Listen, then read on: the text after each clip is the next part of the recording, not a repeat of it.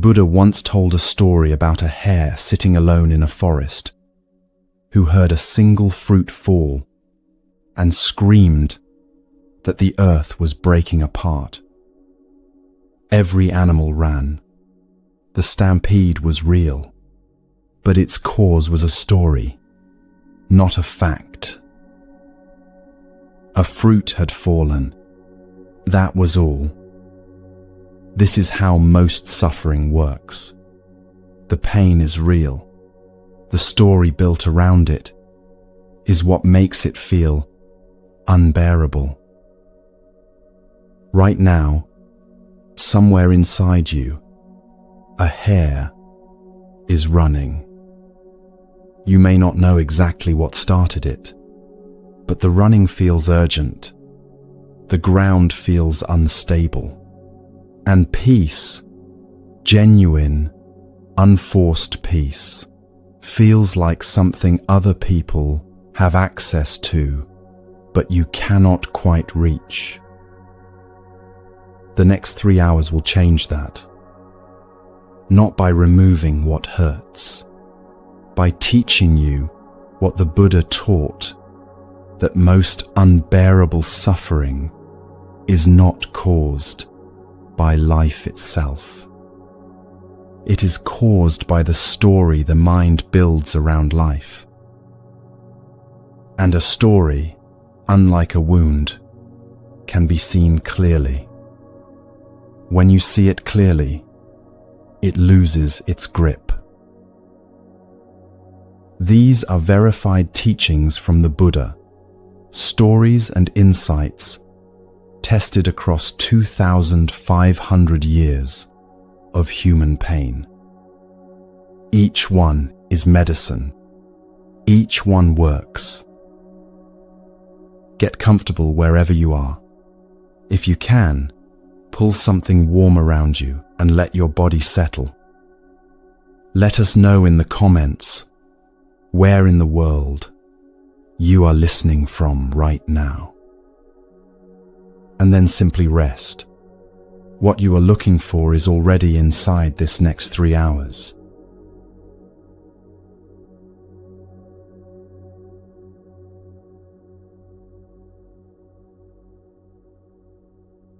You are a monk in 5th century India. The monastery sits at the edge of a forest in the Ganges plain, where the air before dawn carries the smell of wet earth and distant wood smoke.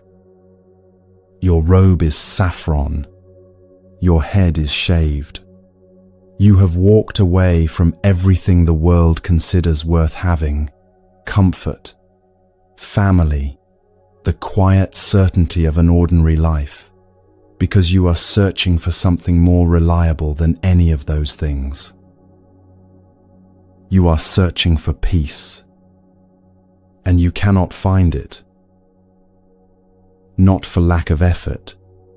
You sit in the meditation hall for hours each morning, back straight, eyes closed, doing everything exactly as you were taught. But your mind refuses to stay where your body is. It pulls toward the conversation from yesterday with a fellow monk that ended with an edge neither of you acknowledged. It pulls toward the teaching from last week that you still do not fully understand and quietly fear you never will. It drifts forward into some imagined version of yourself, calmer, clearer, finally at ease.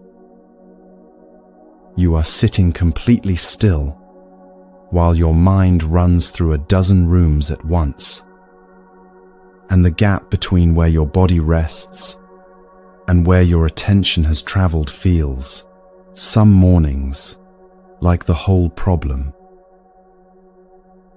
You begin to wonder if something in you is simply not built for this. If certain people have access to stillness by nature, and you are not one of them. If all this effort is quietly proving something you did not want to know about yourself. One morning your teacher hands you a robe.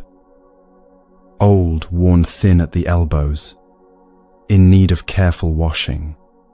He gestures toward the river without explanation. No wisdom attached to the task, no teaching offered alongside it. Just the robe, the direction, and the instruction to return when it is clean. You carry it to the river. You kneel at the bank. You put your hands into the cold water. Something shifts. Not dramatically, no flood of clarity, no sudden revelation. But your mind, for the first time in longer than you can measure, stops moving towards somewhere else. Because this task requires your full attention right here, right now. The worn patches of cloth need gentleness, or they will tear. The current needs reading, or the robe will be carried downstream. The cold of the water needs to be worked with, not resisted. All of this is happening now. None of it exists in yesterday's unfinished conversation. None of it lives in next year's imagined version of yourself. There is only this cloth, this river, these hands, this single moment. You stay at the river longer than necessary, because something in your body recognizes what your mind has been searching for through all those hours of disciplined sitting. It was here the entire time, not in stillness forced through effort, but in attention so complete it leaves no room for anywhere else. Not past, not future, just this water, this cold, this light, moving across the surface. That monk is named Tissa. His story is preserved in the Dhammapada commentary, a vast collection of teachings and the human lives behind them, compiled in 5th century Sri Lanka by the scholar Buddhaghosa. Tissa was not failing through laziness. He was not careless in his devotion. He was looking for peace in a future version of himself rather than in the moment his hands were already in. When he returned from the river, his teacher looked at him and said quietly, "What you were doing at that river was more important than any plan you have ever made for your future." This is what the Buddha taught about the present moment. Not as a spiritual concept to carry and occasionally recall, not as a destination earned after years of perfect discipline, as the only address where life is actually taking place. The past no longer exists as anything more than memory. The future does not yet exist as anything more than imagination. What is real, the only thing that is genuinely, undeniably real, is this. Think about what your mind does on an ordinary morning. Before your body has fully arrived in the day, your mind is already inside the meeting that starts in 2 hours. It is replaying the argument from 3 days ago, quietly rehearsing the words you should have chosen. It is somewhere vague and watchful, scanning for whatever might go wrong. Your body is in one location. Your attention is scattered across many others. This is not a personal failing. This is what an untrained mind does by default. It gravitates toward the past or the future because both feel more urgent than the quiet plainness of right now. And in that gap, between where your body is and where your mind has traveled, all the unnecessary suffering quietly takes root. The Buddha was precise about this. A mind wandering into the past finds regret, feelings tied to events that cannot be changed. A mind wandering into the future finds anxiety, feelings tied to events that have not arrived and may never arrive. A mind that stays where the body already is finds something neither of those places can offer. Not the absence of difficulty, not guaranteed comfort, but a quality of aliveness simply not available anywhere else. This teaching is not asking you to love the present moment. It is not asking you to find it beautiful or spiritually significant. It is asking something far simpler. Stop adding to it. Stop loading this moment with the weight of everything that has already happened and everything that might happen next. The moment, stripped of those additions, is lighter than you think. What makes it feel impossible is almost never the moment itself. Most people who are suffering right now are not suffering from what is happening in this exact moment. They are suffering from what happened 6 months ago and has not loosened its hold, or from what might arrive next year and has not yet shown its face. Strip both of those away, the past and the future, and settle inside this single breath. The actual emergency is almost always quieter than expected. This moment, standing alone, is manageable. It is the mind carrying the accumulated weight of every other moment that makes now feel unbearable. Tissa did not find what he needed through more sitting. He found it through cold water, wet cloth, and a task that needed every part of him.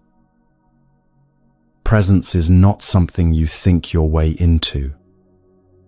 It arrives when the gap between your body and your mind finally closes. Closing that gap requires no monastery, no shaved head, no worn robe. It requires noticing when you have left this moment and returning. That single movement, noticing and returning, is the whole practice. Not arriving perfectly, not staying forever, just returning again and again to where your body already is. This can happen anywhere. When you eat slowly enough to actually taste what is in your mouth. When you listen to someone speak without quietly preparing your response while they are still talking. When you feel the temperature of water on your hands, instead of solving tomorrow's problems in your head. These are not small consolations. These are the actual doorways. The present moment does not announce itself with fanfare or a feeling of special significance. It simply waits, without urgency, for the mind to arrive. Tissa came back from the river carrying something he had not held in months. Not an answer, not an achievement. A direct experience of what peace feels like when it stops being an idea and becomes something lived. Nothing outside him had changed. The monastery was the same. His unresolved questions were still there. But he had spent an hour with his mind and his hands in the same place at the same time, and that single hour had given him what months of restless, wandering thought could not. Wherever you are right now, whatever surface you are resting on, whatever sounds move through the air around you, whatever the temperature feels like against your skin, this moment is not a waiting room. It is not a bridge towards something more worthy of your attention. It is the place itself, and it has been here the entire time you were somewhere else.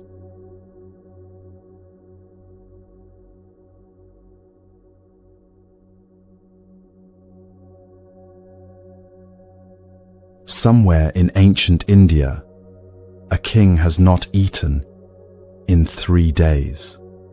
He sits beside a body. His queen, the woman they called Ubari, whose name alone was enough to soften a crowded room, died without warning, and the king has decided, in the wordless logic of grief, that he will not let her go. The body lies dressed in her finest clothes. Servants move quietly around the edges of the room, unsure whether to speak. Ministers wait outside the door. The kingdom, for all practical purposes, has paused. And the king sits, holding on. What he is feeling is real. No one looking at that scene could question the reality of his grief. But grief and the refusal to release are two different things, and the king has confused them. He believes that holding on is the same as loving her, that to let her be buried is to let her be erased, that the weight he is carrying is proof of how much she mattered. So he carries it, and the weight grows heavier with every hour, while the kingdom waits, and the body before him becomes something she never was. A wise counselor comes, not to argue with the king's grief, and not to rush him toward a tidier emotional state. He comes with a single question. He asks the king to walk with him, not away from Ubari, but toward her, closer than the king has dared to look in 3 days. They walk to where the earth near her body has begun its quiet work.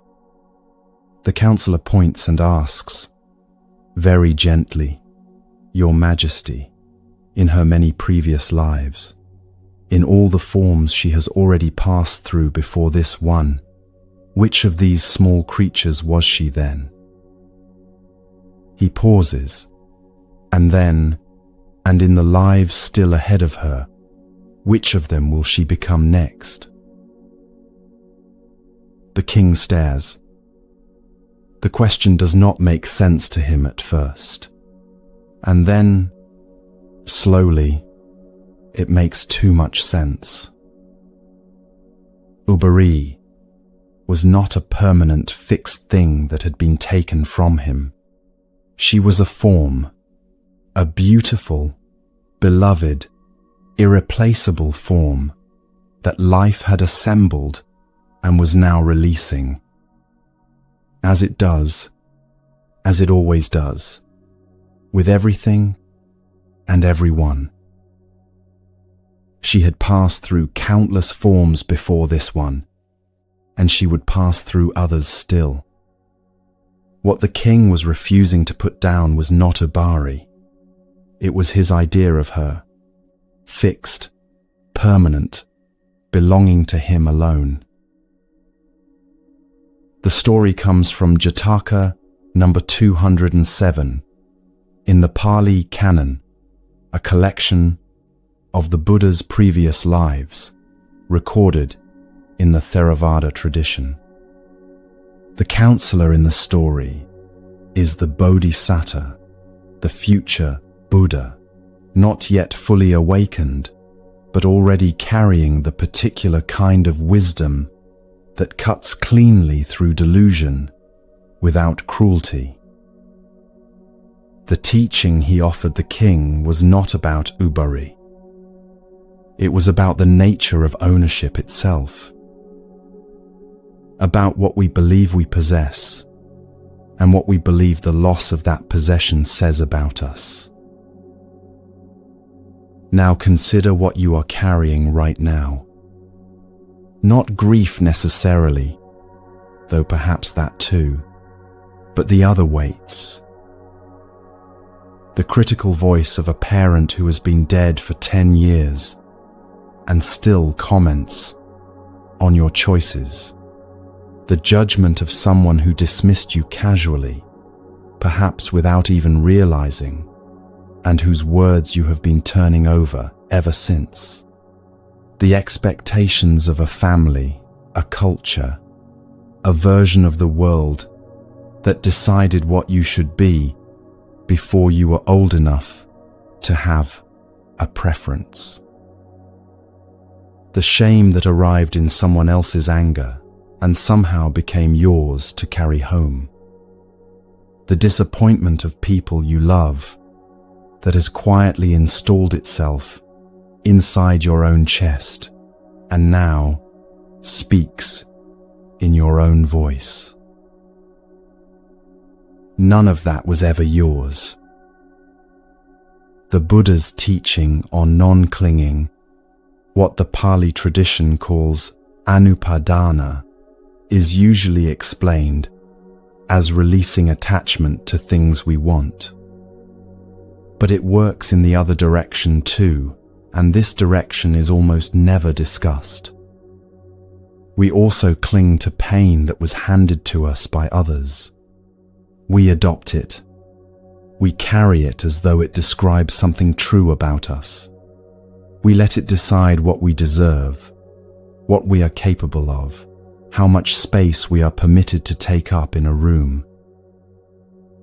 And we call this being realistic, or being humble, or simply knowing ourselves. What it actually is carrying someone else's robe and mistaking it for your own. Think about where most of the weight in your chest actually comes from. Not from your own clear-eyed assessment of who you are, from the accumulated residue of other people's bad days, unexamined beliefs, and unresolved fears that were expressed in your direction and that you, without being asked, picked up and kept. You were not born doubting yourself in that particular way. Something happened, and someone's words or actions landed in you, and you found a place for them inside your understanding of yourself. You gave them a room, you fed them, and over time they began to feel like residents rather than visitors.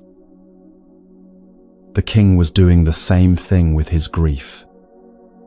He had taken the loss, which was real, and added to it an assumption that was not, that holding the body was the same as honoring the person. That releasing her meant losing her, that the weight of his sorrow was the only honest response to how much she had mattered. The counselor did not take his grief away. He simply showed the king which part of what he was carrying was real, and which part was a story the king had built around the real thing, a story that was crushing him while doing nothing whatsoever for Ubari. Releasing what is not yours does not mean pretending it never happened.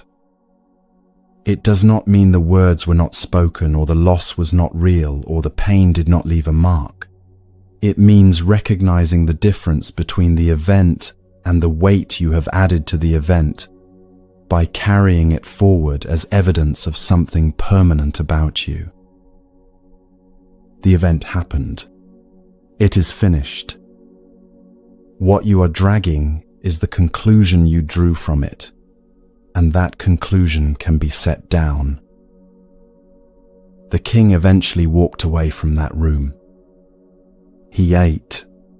He grieved properly, which is to say, he let grief move through him, rather than petrifying around it.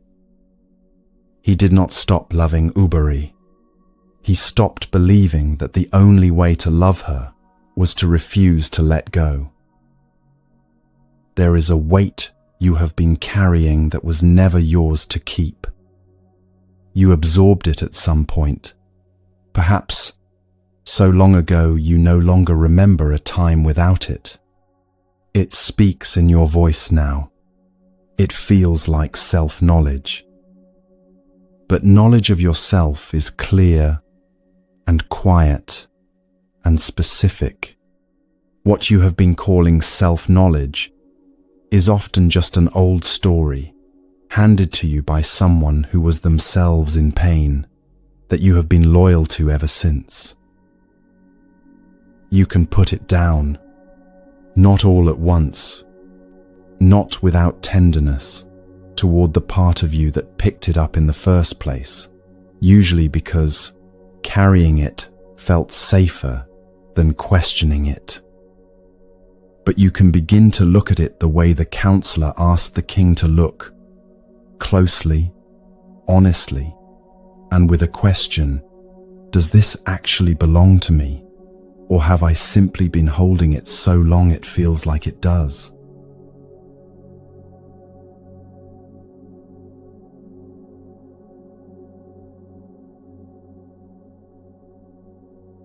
A man is standing waist deep in a river, not a calm river, a flood carrying everything with it, uprooted trees, loose earth, the debris of things that used to belong somewhere stable. The water presses against his chest with the patient, indifferent force of something that was moving long before he arrived and will continue long after he leaves. The Buddha watches from the bank. He calls across the water with a question that sounds almost too plain for the situation. How do you cross? The man tries fighting first, arms driving hard against the current, legs pushing with everything he has, body angled forward in the way you hold yourself when you are absolutely determined not to be beaten. The river is unimpressed. The harder he pushes, the more ground he loses. It carries him sideways, then backward, and within minutes he is further from the far bank than when he started, exhausted in the particular way that comes from spending every resource you have on something that was never going to yield to force. So he stops. He plants his feet on the riverbed and becomes completely still, arms out for balance, expression set with a kind of grim resolve. He will not be swept away. He will wait here, unmoving, until the flood decides to subside. But a flood does not subside in an afternoon. The water rises slowly around him. His feet sink a little deeper with every passing minute. Standing perfectly still in a moving river is not a neutral position. It is its own kind of choice, and the river is beginning, very patiently, to reveal the consequences of that choice. The Buddha calls across again. Neither of those. Watch. He steps into the water himself, and what he does is neither fighting nor freezing. He reads the current, feels where it moves fastest, where it eddies and slows, where the riverbed beneath is firmer underfoot. He angles his body not against the flow but slightly with it, using the river's own momentum as part of what carries him forward, rather than a force to be defeated. He does not halt Because halting in moving water is not rest, it is the beginning of going under. He does not strain, because straining against a current stronger than any person is a way of spending everything you have and ending up no closer to the other side. He moves with the quiet intelligence of someone who has accepted that the water is stronger than he is and has decided, without drama or self-reproach, to work with that fact rather than against it. He reaches the far bank, not quickly, not without effort, not without being pushed off course more than once and needing to correct, but he reaches it. This exchange is recorded in the Samyutta Nikaya, the Connected Discourses, one of the oldest surviving collections of the Buddha's teachings in the Pali Canon. The Buddha's own words about how he crossed were 3 sentences. I crossed by not halting and not straining. When I halt, I sink. When I strain, I am swept away. 3 sentences that contain what longer and more complicated explanations of acceptance have rarely managed to do. They describe it exactly as it feels in the body, not just as it sounds as a concept. Acceptance is the most misunderstood word in Buddhist teaching. Hear it once, and the mind tends to translate it into something it is not: passivity, resignation, lying down in front of pain and inviting it to do whatever it pleases, into pretending that loss was fine, that the situation was acceptable, that the flood was not really so bad. This translation is wrong. Real acceptance, the kind the Buddha demonstrated by stepping into that water, requires more skill than fighting and more honesty than freezing, and it is not available to someone who has not first acknowledged the full reality of what they are standing in. It is not the comfortable option. It is the option that actually moves you forward. Fighting the current is the first wrong response and the most instinctive. It feels like integrity. It feels like taking the situation seriously. It feels like the only response available to someone who has not yet given up. But the Buddha's observation from that bank was simply factual. Strain against something stronger than you, and that thing wins, not because you are weak, but because that is what currents do. They outlast determination without any effort at all. This is not a verdict on you. It is just the nature of water. The second failure is quieter, and in many ways, harder to recognize in yourself. Halting feels like dignity. It feels like refusing to be swept somewhere you did not choose. From the outside, it can look like someone holding their ground.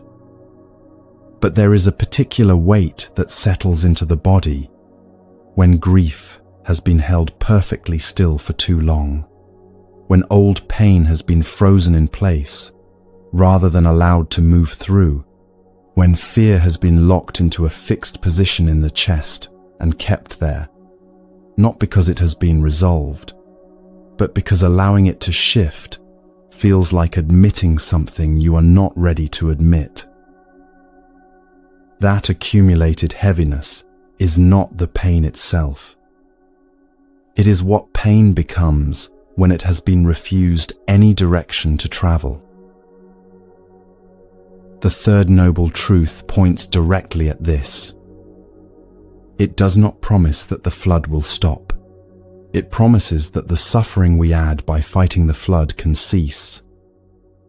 Not the loss, not the difficulty, not the grief that is the honest response to something genuinely hard, just the additional layer of suffering that comes from insisting reality should be different from what it is.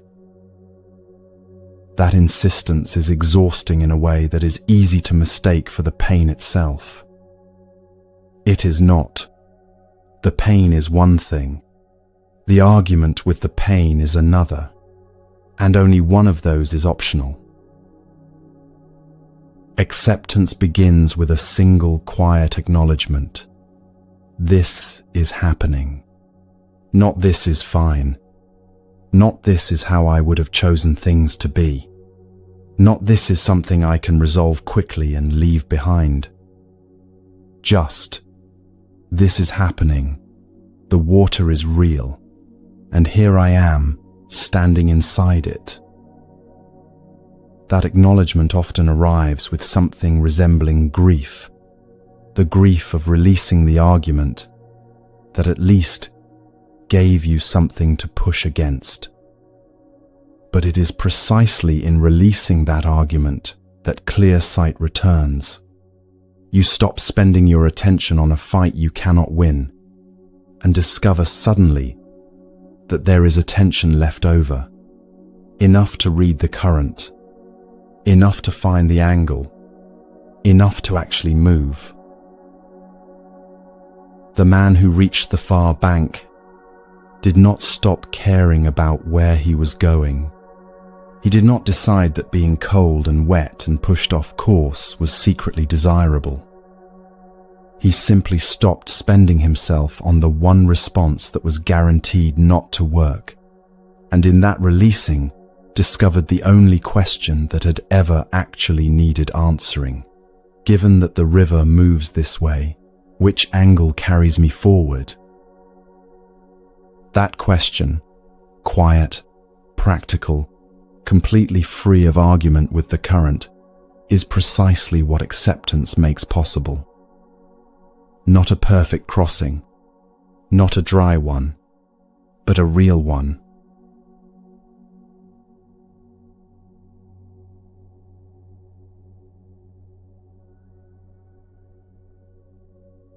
He sits alone in a forest in the Gangetic Plain, sometime in the 5th century before the Common Era. No disciples yet, no monastery, no one to report to or perform for. Just a young ascetic and his mind and the patient company of trees. He has been sitting long enough that his body has stopped making demands, and now there is nothing between him and what his mind is actually doing. What it is doing, he discovers, is producing two entirely distinct streams of thought.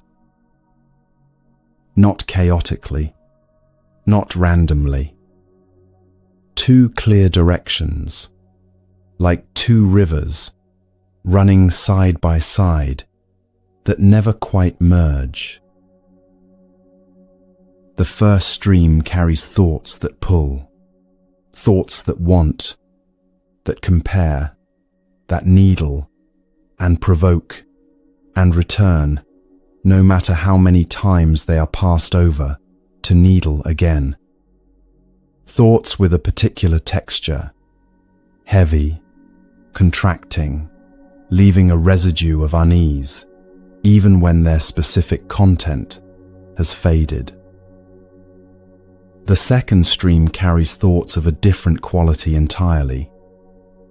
Thoughts that clarify rather than complicate. Thoughts that, when followed, lead somewhere spacious rather than somewhere tight. He sits with both streams long enough to notice something that changes everything that comes after. The streams do not have equal force by nature. They have equal force only when fed equally.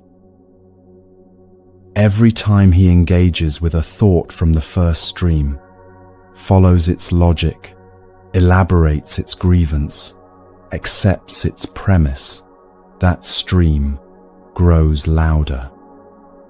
Every time he lets a thought from that stream arise without chasing it, it fades. Not immediately, and not without resistance, but it fades. And the second stream, given the attention freed up by not following the first, grows clearer, steadier, more available. He also notices something about the first stream that is harder to see but equally important. Feeding those thoughts does not satisfy them. A thought about resentment, followed and elaborated, does not resolve the resentment. It recruits more thoughts of the same kind until the mind is crowded with them. A thought about wanting, fed with attention, does not become quieter, it becomes louder and recruits its relatives. The thoughts from the first stream promise resolution if followed far enough. They never deliver. They only deepen the channel through which more of themselves will flow. This person will spend the next several decades teaching what he discovered that afternoon. And much later, already an old man, he will describe it this way: whatever a person frequently thinks and reflects upon, that will become the inclination of their mind. He is the Buddha, and this account comes directly from the Majjhima Nikaya, the middle-length discourses, one of the oldest strata of Buddhist teaching in the Pali Canon. The discourse is called the Dvedhavitaka Sutta, the two kinds of thought. It is the Buddha describing in plain first-person language what he learned about the mind before he was the Buddha, which means it is not a teaching about perfect minds. It is a teaching that begins with the recognition that even an awakening mind produces both streams, and the question is never how to stop the first stream from arising. The question is only what you do when it does. Consider what this means for how you have been relating to your own thinking. Most people who are suffering from their thoughts are suffering not because the thoughts arise. Every human mind produces both streams, without exception, but because they have been taught, implicitly, to treat each thought as a verdict. A thought of inadequacy appears, and it is taken as evidence of inadequacy. A thought of dread appears, and it is treated as prophecy. A thought of self-reproach appears, and it is mistaken for self-knowledge. The thought is real, but the thought is not the truth about you. It is a movement in the mind, one of countless thousands of movements that pass through every day, and what gives it power over your life is exclusively the attention and belief you bring to it. The Buddha used a simile that lands with unusual precision. He compared the mind to a field and thoughts to cattle. In the last months of the dry season, a cowherd must watch his herd with real attention, not aggressive, not fearful, just steady and clear-eyed, because if he lets them wander into the standing crops, they will do damage that takes a long time to undo. He does not hate the cattle for wanting to wander. He does not punish them for their nature. He simply redirects them, again and again, with the patient consistency of someone who understands that this is what cattle do, and that understanding does not require drama. This is the whole of the four right efforts, which the Buddha taught as the practical mechanics of working with the mind. Not fighting thought, not suppressing it, not punishing yourself for the first stream arising, because it will always arise, and the arising is not the problem. The problem is the unexamined habit of following it into the standing crops every single time. The cowherd's job is not to eliminate wandering. It is to redirect, to notice, without alarm, that the cattle have moved toward the crops, and to bring them back.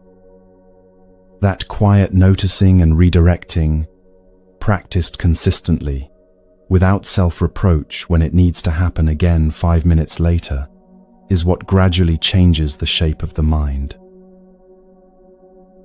What changes is not that the first stream disappears. What changes is that its grip weakens. The channel it has been running in, worn deep by years of being followed without question, begins to fill in, and the second stream, the one that leads toward clarity, toward ease, toward a mind that can actually see a situation rather than just react to it, that channel deepens. Not through force, through attention, directed deliberately and repeatedly in a chosen direction. The Dhammapada opens with this exact observation. Mind is the forerunner of all actions. Speak or act with a troubled mind and suffering follows, as the wheel follows the hoof of an ox. Speak or act with a clear mind, and ease follows, like a shadow that never departs. Two paths, not chosen once and settled, chosen continuously, in small increments, in the ordinary moments of an ordinary day. Here is what this means in practice. When a thought about being insufficient arrives, you do not argue with it. Arguing is still following it into the crops. You do not praise it. You do not perform elaborate mental rituals to replace it with a more comfortable thought. You notice it. You recognize its texture. This is the first stream, pulling, and you do not pick up the rope. You let it sit there, which it will do loudly at first and then less loudly, and you bring your attention back to what is actually in front of you, not as a punishment to the thought, as a choice about where the cowherd stands. The young ascetic, sitting in that forest, did not yet know what he would become or what he would teach. He knew only what he had observed, that he had a choice about which stream to keep feeding, and that the consequences of that choice accumulated quietly and without fanfare into the texture of an entire life. The mind that had been fed primarily on the second stream, on thoughts that clarify, that release, that see clearly, became a different kind of instrument than the mind fed primarily on the first. Not a perfect instrument, not one that stopped producing both streams. One that had learned, through consistent and patient practice, which stream was worth following home. But knowing which stream to follow is only part of what makes peace impossible on certain days. There are mornings when you already know what helps, when you have already chosen the right direction, and something else is blocking the way entirely. Not confusion about what to do, something deeper than that. something the Buddha identified not as a character flaw or a spiritual failing, but as a set of 5 specific conditions that cloud the mind the way different defects cloud a flame. He taught them not as a list to memorize, but as a map, so that when the light inside you goes dim, you can look at the lamp itself and understand exactly what is interfering.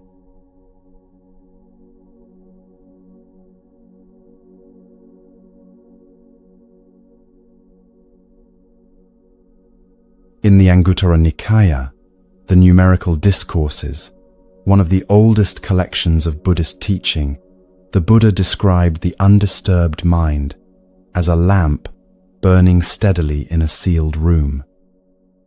Not blazing, not dramatic, simply present, clear, illuminating everything within its reach, without flicker or interference. That quality of mind is not a distant reward for years of perfect practice. It is the mind's natural condition when nothing is disturbing it. The hindrances are not things added to an otherwise neutral mind. They are disturbances to an otherwise clear one, which means the work is never about building peace from nothing. It is about recognizing what is currently in the way. The Buddha described 5 lamps, each burning with a different defect in its fuel, each producing a different quality of compromised light. He was not speaking abstractly. He was describing 5 states every human mind moves through, often within the same afternoon, that make clarity feel unavailable, no matter how sincerely it is sought. The first lamp burns oil that has been mixed with water. The flame exists.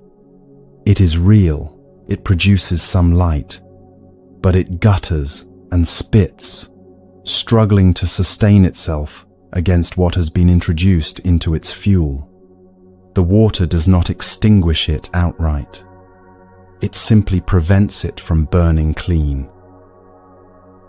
This is the mind under the influence of sensual desire, not only physical wanting, but the broader condition of a mind that cannot fully inhabit any moment because it is perpetually reaching toward a better one.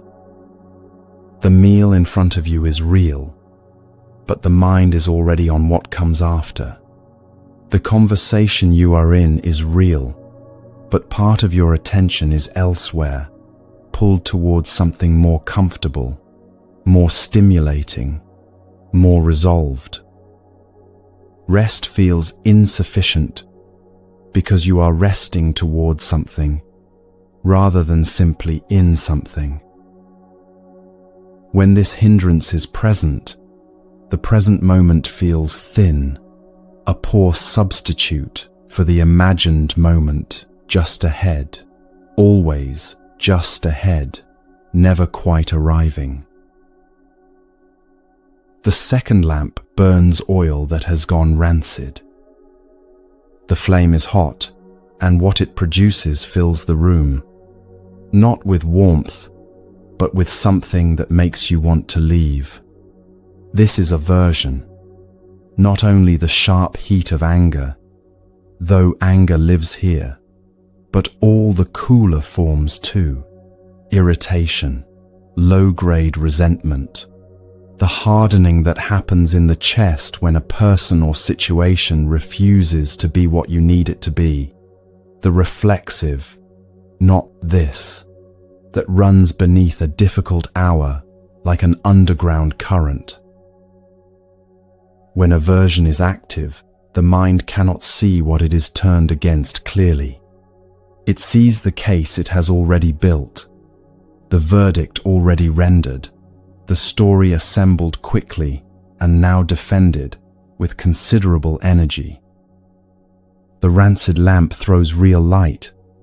You can see things by it, but everything seen through it is slightly distorted, slightly harder, and uglier than it actually is. The third lamp burns oil left uncovered and clogged with debris, dust, ash, whatever the air has slowly deposited into it over time. The flame smothers itself from within. It does not go out in a dramatic gust. It simply dims, slowly and persistently, unable to draw cleanly on what should be sustaining it. This is sloth and torpor, the hindrance people recognize most reluctantly in themselves, because it so effectively mimics rest. Not the innocent tiredness of a body that simply needs sleep, the particular heaviness of a mind that has withdrawn from full engagement, sluggish, foggy, unable to bring any real quality of attention to what is directly in front of it. It arrives in the middle of conversations when you realize you have been physically present but mentally absent. It arrives during quiet moments as a muffled, cotton wool quality that makes everything feel slightly beyond reach. It is not stupidity. It is not laziness in the moral sense. It is a clogged lamp, and a clogged lamp does not need more oil. It needs to be cleaned. The fourth lamp burns oil being constantly stirred by wind. The flame is alive, perhaps the most visibly alive of all five, but it cannot find its form. It moves in every direction at once, throwing shadows that shift before they can be read, illuminating one corner and then another, without ever settling long enough to show anything completely. This is restlessness and worry, and it may be the most familiar hindrance to anyone listening to this right now. To anyone who has lain awake at 3 a.m. solving problems that cannot be solved at 3 a.m. To anyone whose mind, given even a small pocket of quiet, immediately fills it with movement. The wind stirring this lamp is the mind's own momentum, thought generating thought, concern spawning concern, one unfinished mental thread snagging on another until the whole interior is noise. Restlessness does not feel like a problem from the inside. From the inside, it feels like engagement, like diligence, like taking life seriously enough to keep working on it. It takes genuine stillness to see that the flame is not illuminating anything. It is simply moving. The fifth lamp burns oil clouded with sediment. The flame itself may be adequate, but the medium it shines through is murky, and so what the light produces is not clarity, but a diffuse and unreliable glow, shapes without edges, outlines without detail, the persistent sense of almost seeing something but not quite. This is doubt, not the healthy questioning that opens understanding, but the corrosive uncertainty that prevents any direction from being taken long enough to discover whether it actually works. It is the mind that researches instead of practicing, that reconsiders instead of proceeding, that asks one more time whether this is really the right path, just as the path was beginning to show results. Sediment does not destroy the oil. It suspends itself through it, making clear sight impossible without being obvious enough to identify easily. Which is exactly how doubt operates. Not loudly enough to be confronted directly, just persistently enough to prevent anything from fully landing. 5 lamps, 5 distinct qualities of compromised light. And here is what the Buddha's teaching asks you to do with this. Not eliminate these states, because they arise in every human mind without exception, and their arising is not a moral failure. But name them when they appear. That naming alone is not small. The moment you recognize that what you are experiencing is a rancid lamp rather than an accurate reading of reality, something shifts. Not because the aversion immediately disappears, but because you have stepped slightly outside it, enough to see it as a condition rather than a conclusion. Enough to stop treating what it shows you as truth. Enough to remember that underneath the compromised flame, the lamp itself is undamaged. The clear burning is still possible. It has simply been interrupted. The Buddha was not describing 5 permanent features of a broken mind. He was describing 5 weather patterns that pass through an essentially workable mind. Workable not because it is perfect, but because it is capable, in any given moment, of recognizing what is currently obscuring it. That recognition is where everything begins, not in the achieving of a state beyond disturbance. In the simple, repeatable, completely ordinary act of looking at the lamp and seeing clearly what is interfering with the light.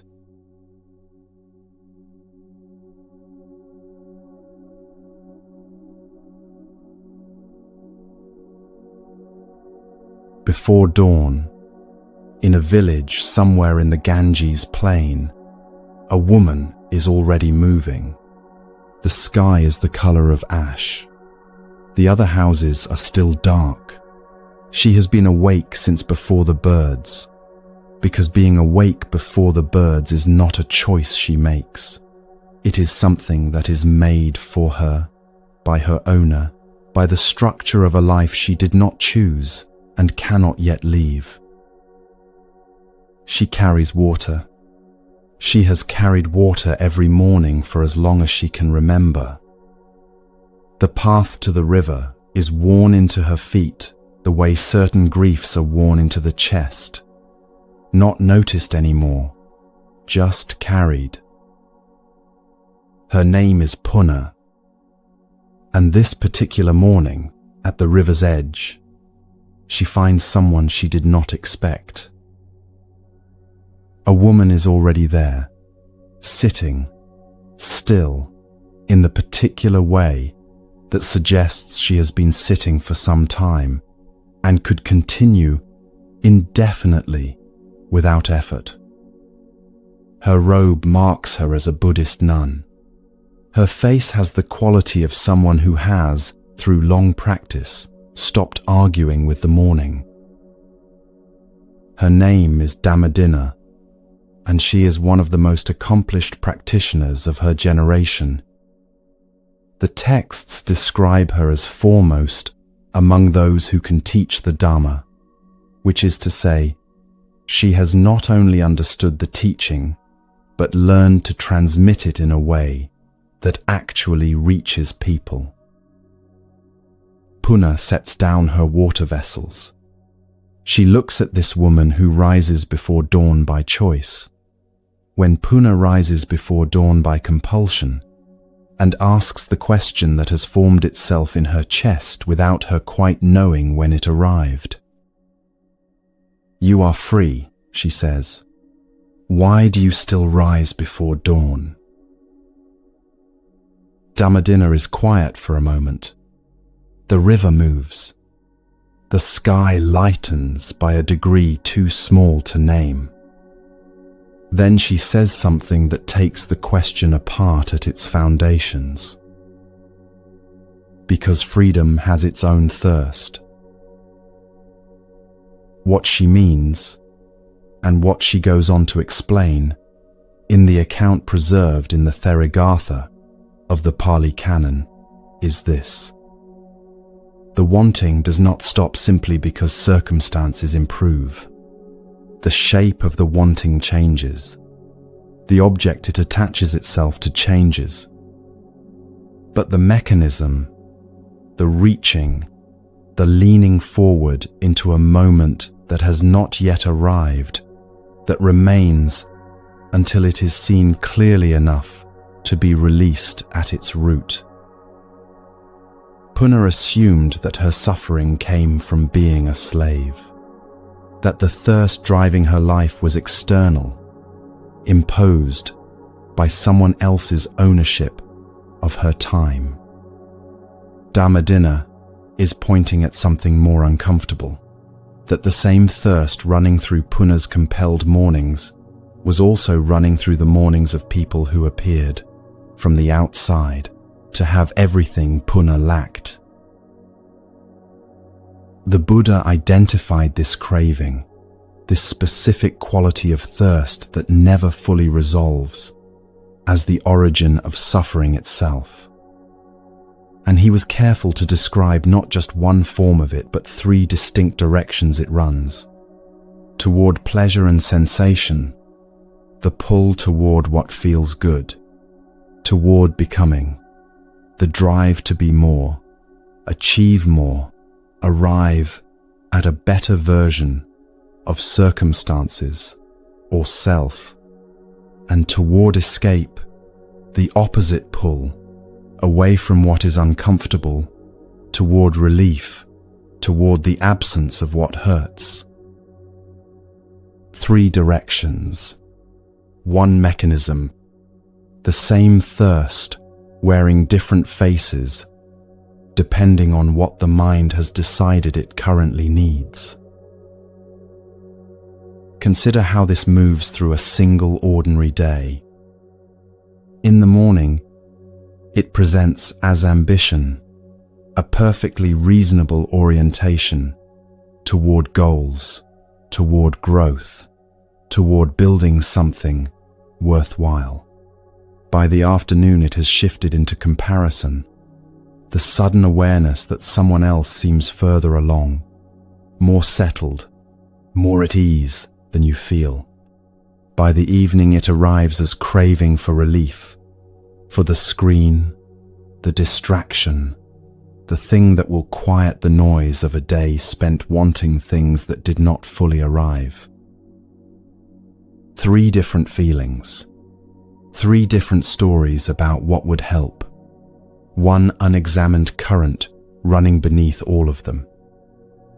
And the current is not the wanting of specific things.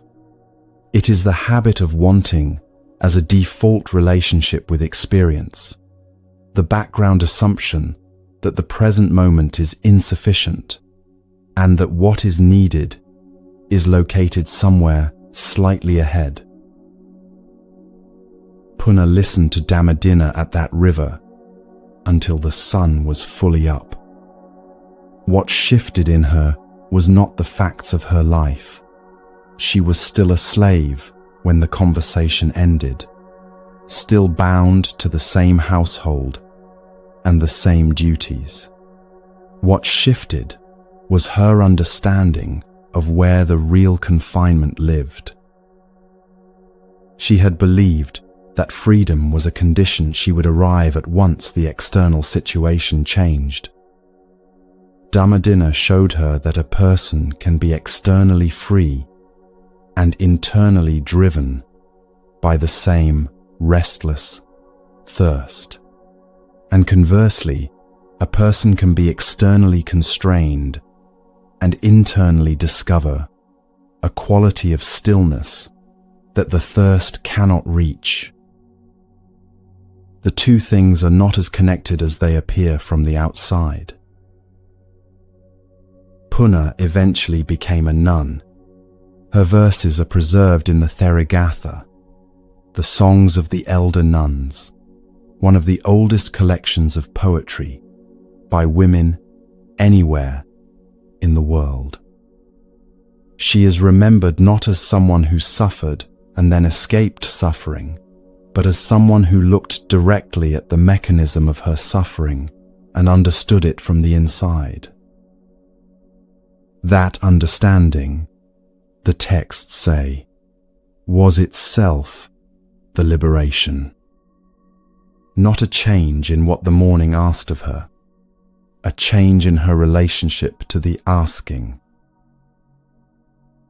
The teaching asks something specific of you here. Not to stop wanting things. Wanting is alive in every human being, and pretending otherwise is a performance, not a practice. It asks you to become curious about the wanting itself, to notice when it is present, what direction it is currently running, what story it is telling you about what is missing. Because the thirst generates a story, always. A story about what would finally be enough, what arrival would finally bring the ease you are reaching for. And that story is almost always set in a future that stays just far enough ahead to remain convincing. Damodina rose before dawn because she had found something worth rising for. But what she had found was not a better object to be thirsty for. It was a way of being fully present in a morning that asked nothing of her except her full attention. The river was the same river Puna had been crossing every day, without ever quite arriving at its bank. Still water, still dawn, still the smell of wet earth and the sound of birds beginning. The difference between the two women at that moment was not circumstance or status or how much either of them had suffered. It was simply this: one of them was there, and the other was already somewhere else, reaching.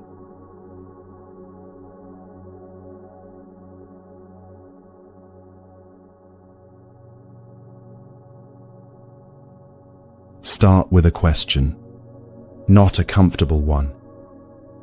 When was the last time you felt genuinely grateful, not performed gratitude, not the polite acknowledgement of something good happening, not the relief that arrives when something bad does not happen, but the real thing?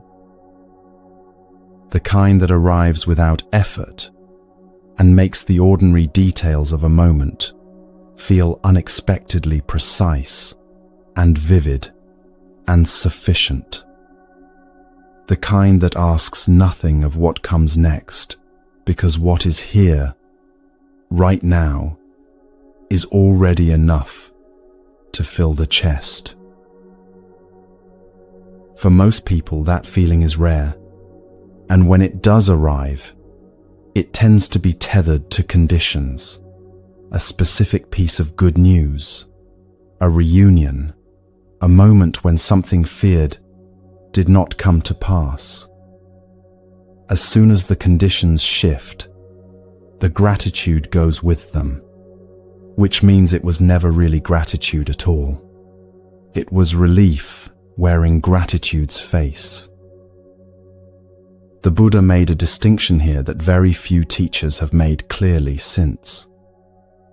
He said that two kinds of people are genuinely rare in the world. The first is the person who acts generously toward others without being asked. The second is the person who, having received something, care, kindness, support, the simple fact of another person's goodwill, actually recognizes it and carries that recognition forward. Not the person who says thank you. The person who sees what was given, understands what it cost, and allows that understanding to change something in how they move through the world afterward. This account comes directly from the Anguttara Nikaya, the numerical discourses of the Pali Canon. The Buddha called this quality Katanyuta, But since we are not using Pali here, think of it simply as the act of truly seeing what you have received. He said, "People who do this are genuinely difficult to find, not because human beings are ungrateful by nature, but because the mind, without training, does not orient itself toward what it has. It orients itself toward what it lacks." There is a story in the same collection that shows this with the kind of plainness that makes you feel slightly caught out. A Brahmin farmer named Sujata owned 100 cattle. He knew each animal, their temperaments, their habits, the particular way each one moved through the early morning when he led them to pasture. One afternoon, returning from the fields, he counted and found 99. One calf had wandered. Without hesitation, he left the 99 where they were and went into the forest to find the missing one. He searched until dark. He searched with real urgency, calling, retracing paths, pushing through undergrowth that caught at his clothes. The missing calf occupied every part of his attention. It was the only animal in the herd that mattered, because it was the only one that was gone. He found it eventually, unhurt, tangled in a thicket not far from the main path. He freed it, returned to the pasture, and settled the herd for the night. It was only then, standing in the dark, with all 100 cattle breathing quietly around him, that something struck him. He had spent the entire afternoon in anguish over one calf. Not once during that same afternoon had he felt any particular sense of richness about the 99 that had never left.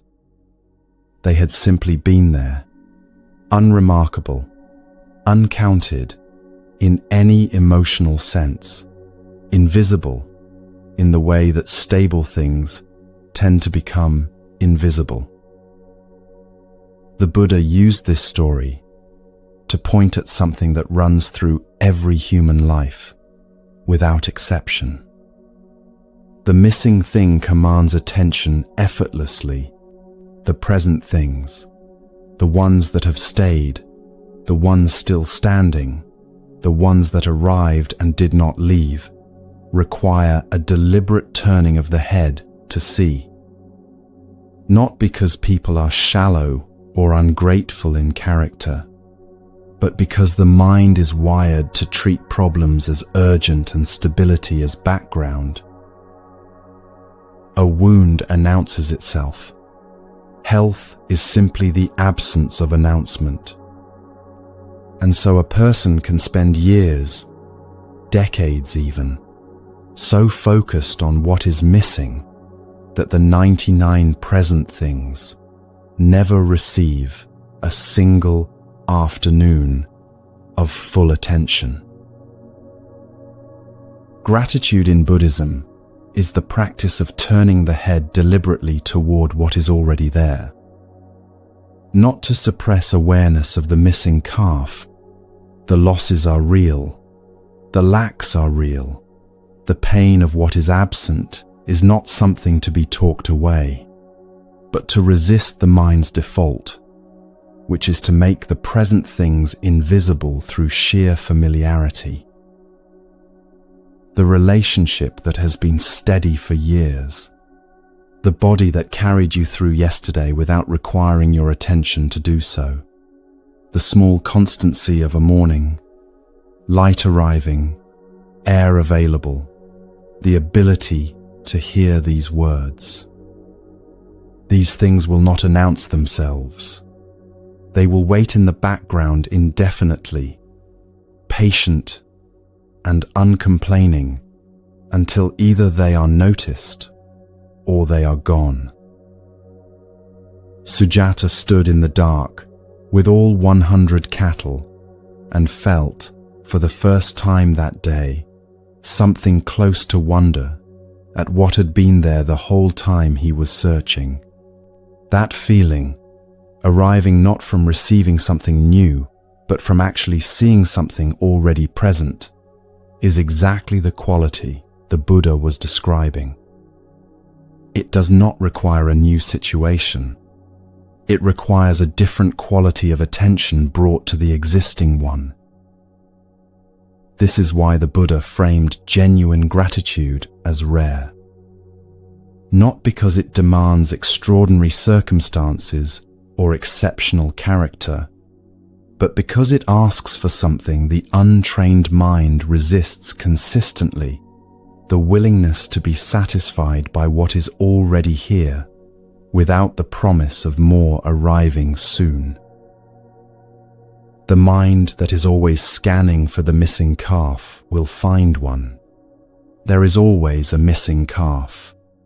There is always something that wandered, something that is not yet resolved, something on the horizon that would make the picture complete. Gratitude is not the denial of those things.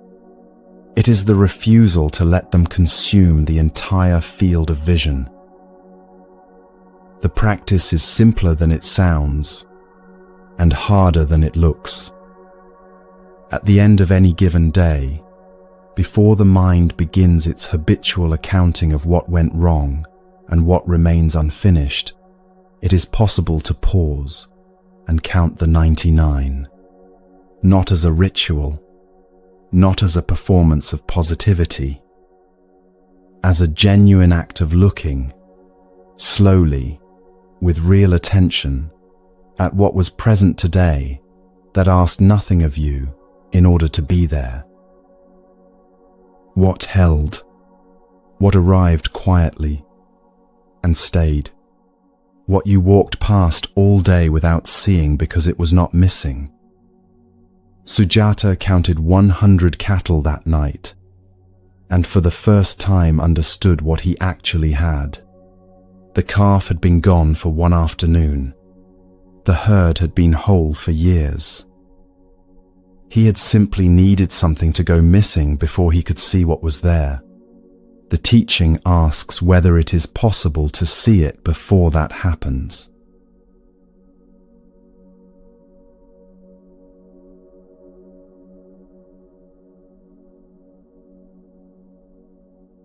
"25 years.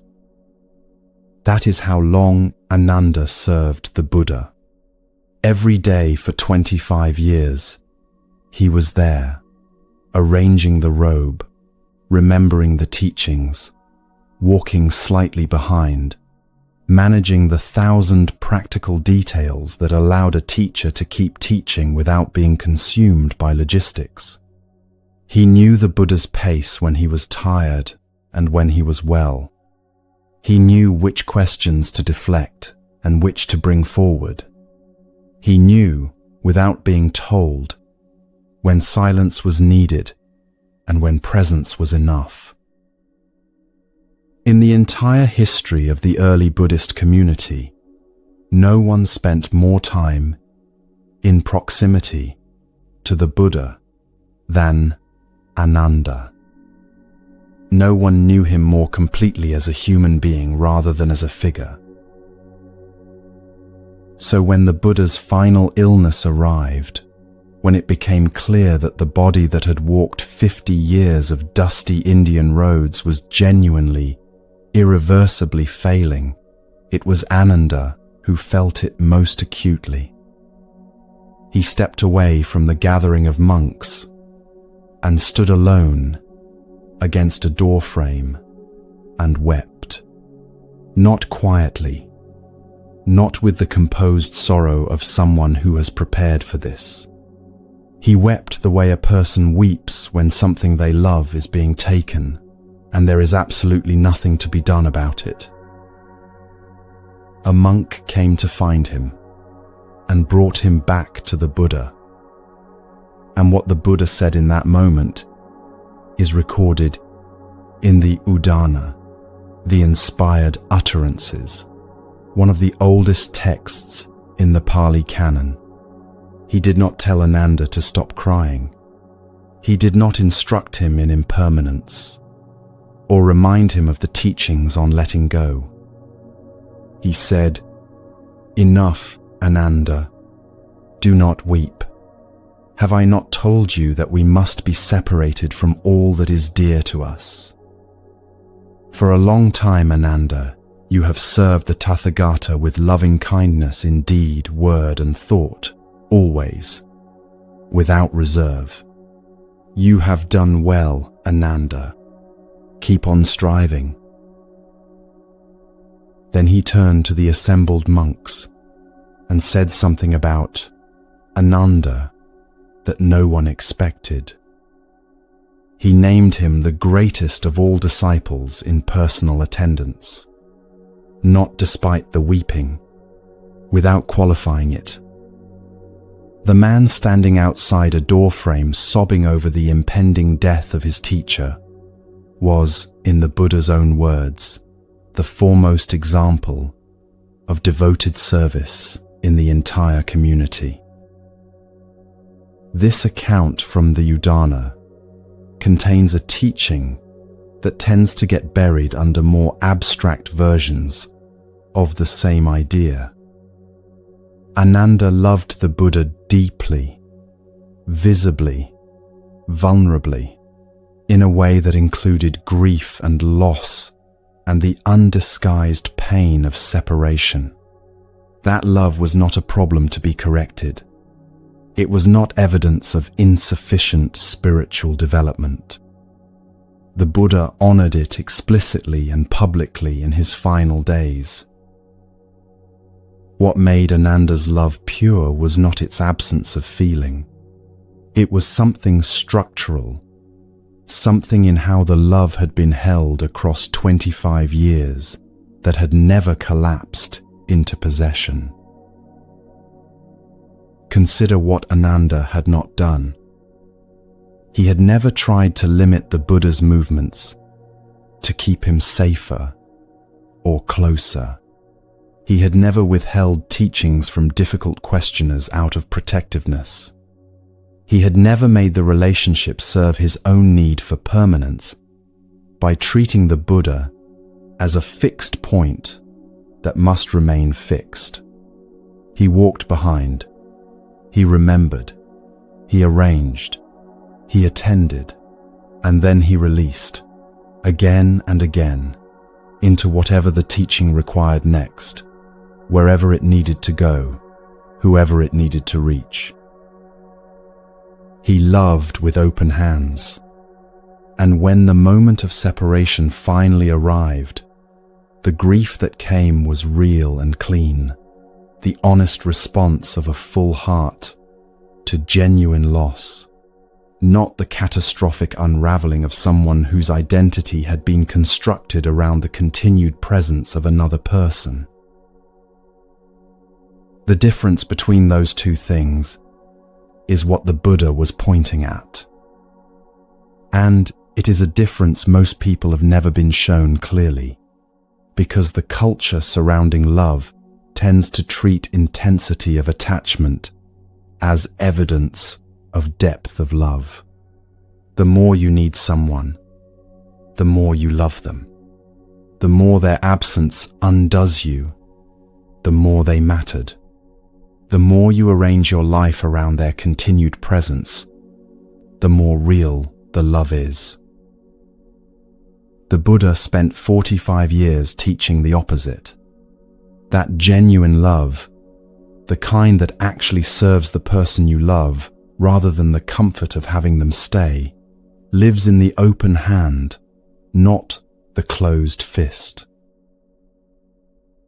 Think about the relationships in your own life where love has curled into grip, where care has quietly become control, where the desire for another person to be well has slid, almost imperceptibly, into a need for them to be well in specific ways that leave you feeling secure.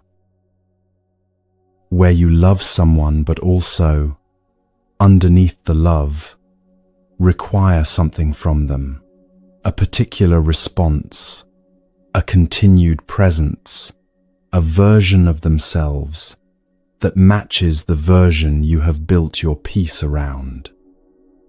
That requirement is not the love. It is the fear that arrived alongside the love and has been traveling with it ever since, quiet enough to be mistaken for the same thing. The grip tightens when we confuse these two, when we believe that releasing the requirement is the same as caring less. That holding loosely means holding cheaply. That a love without conditions is a love without substance. But watch what grip actually does to the things it holds. A hand closed too tightly around a living thing does not protect it. It restricts it. It shapes it to the dimensions of the fist rather than to its own nature. And eventually, inevitably, the living thing either escapes or stops being fully alive within the hold. This is not a metaphor the Buddha offered gently. It is a plain description of what attachment does to love over time. Ananda wept at the doorframe because the loss was real. But he returned to the room. He sat with the dying Buddha through the night. He attended the final hours with the same quality of presence he had brought to 25 years of ordinary mornings, fully there, asking nothing of the moment except to meet it as it was. That capacity to remain present inside loss, without trying to bargain the loss into a different shape, is what the open hand makes possible. The closed fist spends its energy fighting the fact of loss long before the loss has fully arrived. By the time the loss is undeniable, the fist has already exhausted itself and has nothing left with which to grieve cleanly or love completely. What the teaching asks is not the removal of feeling. It is not equanimity in the sense of emotional flatness. The Buddha did not praise Ananda for being unmoved. He praised him for 25 years of loving service given without reservation and without the quiet invoice that most love eventually produces. The invoice that says, "I have given this much. I am owed this much in return. I have stayed, so you must stay. I have loved you, so you must remain lovable in the ways I have come to depend upon." Ananda never handed that invoice across, which is why, when the Buddha named the greatest disciples in those final days, the man weeping outside the door was on the list. Love does not become less by being held more openly. It becomes more fully itself. It stops serving the function of keeping loss at bay and starts serving the person in front of you, meeting them where they actually are, rather than where you need them to be, following them into difficulty, rather than steering them away from it for your own comfort, remaining steady, not because nothing is shifting, but because your steadiness was never dependent on things staying still.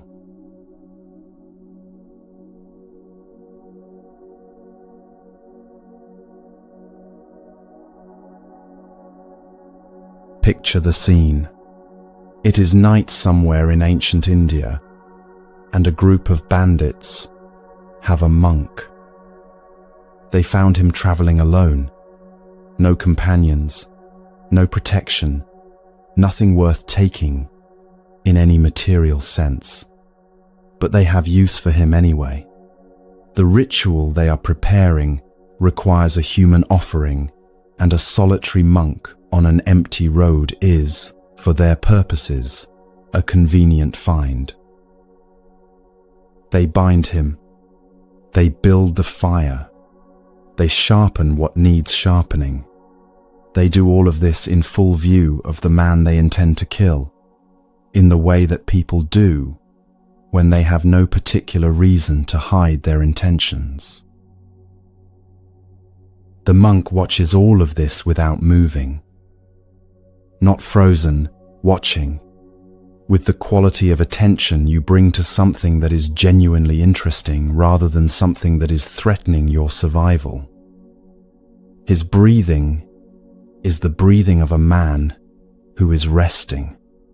His face carries no particular expression. The fire grows and he observes it the way you might observe a fire on a cold evening, with something close to appreciation for the light it provides. The bandit leader stops what he is doing and looks at him properly for the first time. Something is wrong with this picture, and he cannot immediately identify what it is. He has done this before. He knows what fear looks like in a person who understands what is about to happen to them. He is not seeing it.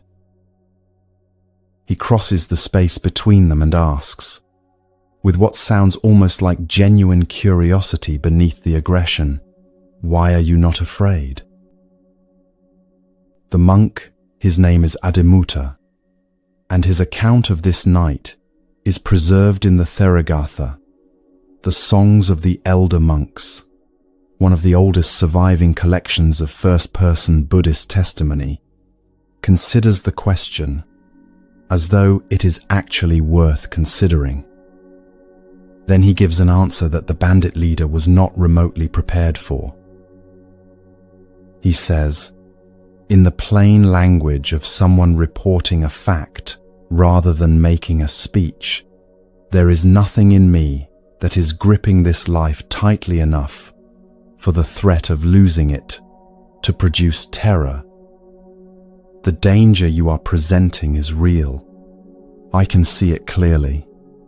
But the suffering that danger is supposed to generate, the dread of what comes next, the desperate mental scrambling for an exit, the anguish of imagining the moment of death over and over before it arrives, none of that has appeared. Because I stopped feeding the thing that generates it some time ago, and what you cannot feed cannot grow. The bandits release him, not because he persuaded them philosophically, because what they encountered in him made the entire premise of the situation feel suddenly incoherent. Their power over him depended on his suffering, the anticipation of what they intended to do. Without that anticipatory suffering, the leverage simply did not exist. Now sit with what is actually being described here. Adimuta was in genuine danger. That is not being minimized or spiritualized away. The first layer of difficulty, the real, external, undeniable fact of his situation, was fully present. What was absent was everything the mind typically constructs around a first layer of difficulty. The forecasting of horror, the replaying of how this situation came to be, and what different choices might have prevented it. The imagining of the moment of death in vivid, repeated detail before it had arrived. The grief about everything that would be lost. The terror of the unknown that waits on the other side. All of that is real suffering. All of it is self-generated.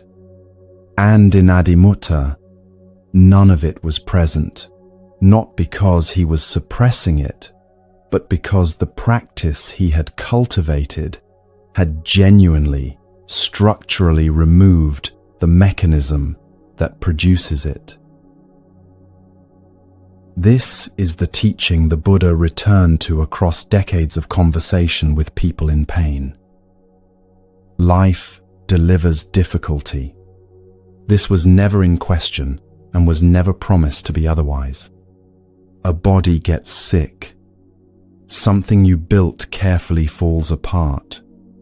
Someone you love moves away from you in some direction you cannot follow.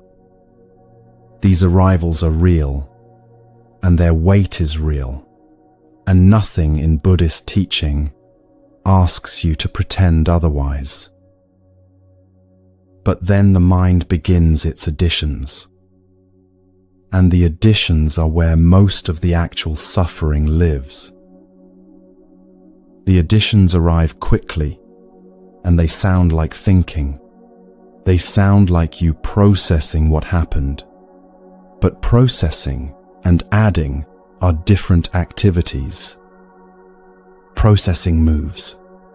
It looks at what is present, understands what it can, and releases what it cannot change. Adding circles. It returns to the same wound to press on it again, not because pressing produces anything useful, but because the mind in distress mistakes re-examination for progress. This should not have happened. I should have seen it coming. Something is fundamentally wrong with my life for this to be the case. Other people manage their equivalent difficulties without being this undone by them. I should be further along by now. Each of those sentences opens something fresh. Not the original difficulty, something new, built on top of it, borrowing the original difficulty's weight, while adding entirely new dimensions of suffering that the original event alone would never have generated. Adimutta had not arrived at his particular freedom by avoiding hard experiences. The Theragatha verses make clear that his path included precisely the kinds of difficulty that produce second layers in ordinary minds: loss, uncertainty, the grinding ordinariness of a practice that does not announce its progress. What he had learned through that long ordinary practice was the difference between the event and the story about the event. Between the difficulty and the verdict, the mind immediately wants to issue about what the difficulty means. Between the wound and the interpretation of the wound as evidence of something permanent and damning about the nature of his life. He had learned to let the first layer be exactly what it was: present, real, acknowledged, without automatically generating the second. This is available to you in smaller increments than Adhimutta's situation, and those smaller increments are where the practice actually lives. The next time something genuinely difficult arrives, and it will arrive because that is the nature of a life, try, just as an experiment, to stay with the first layer for a moment before the additions begin. This is what is happening. This is what I am feeling right now, in this moment, in this body. Not what it means, not what it predicts, not what it says about you, not what should have been done differently to prevent it. Just, this is here. This is real. I am here with it. That is already a different relationship to pain than most people ever find. And it is the beginning of the same thing Adimutta was pointing at from inside his genuinely dangerous night. Not the absence of difficulty, but the refusal to become the architect of your own second wound.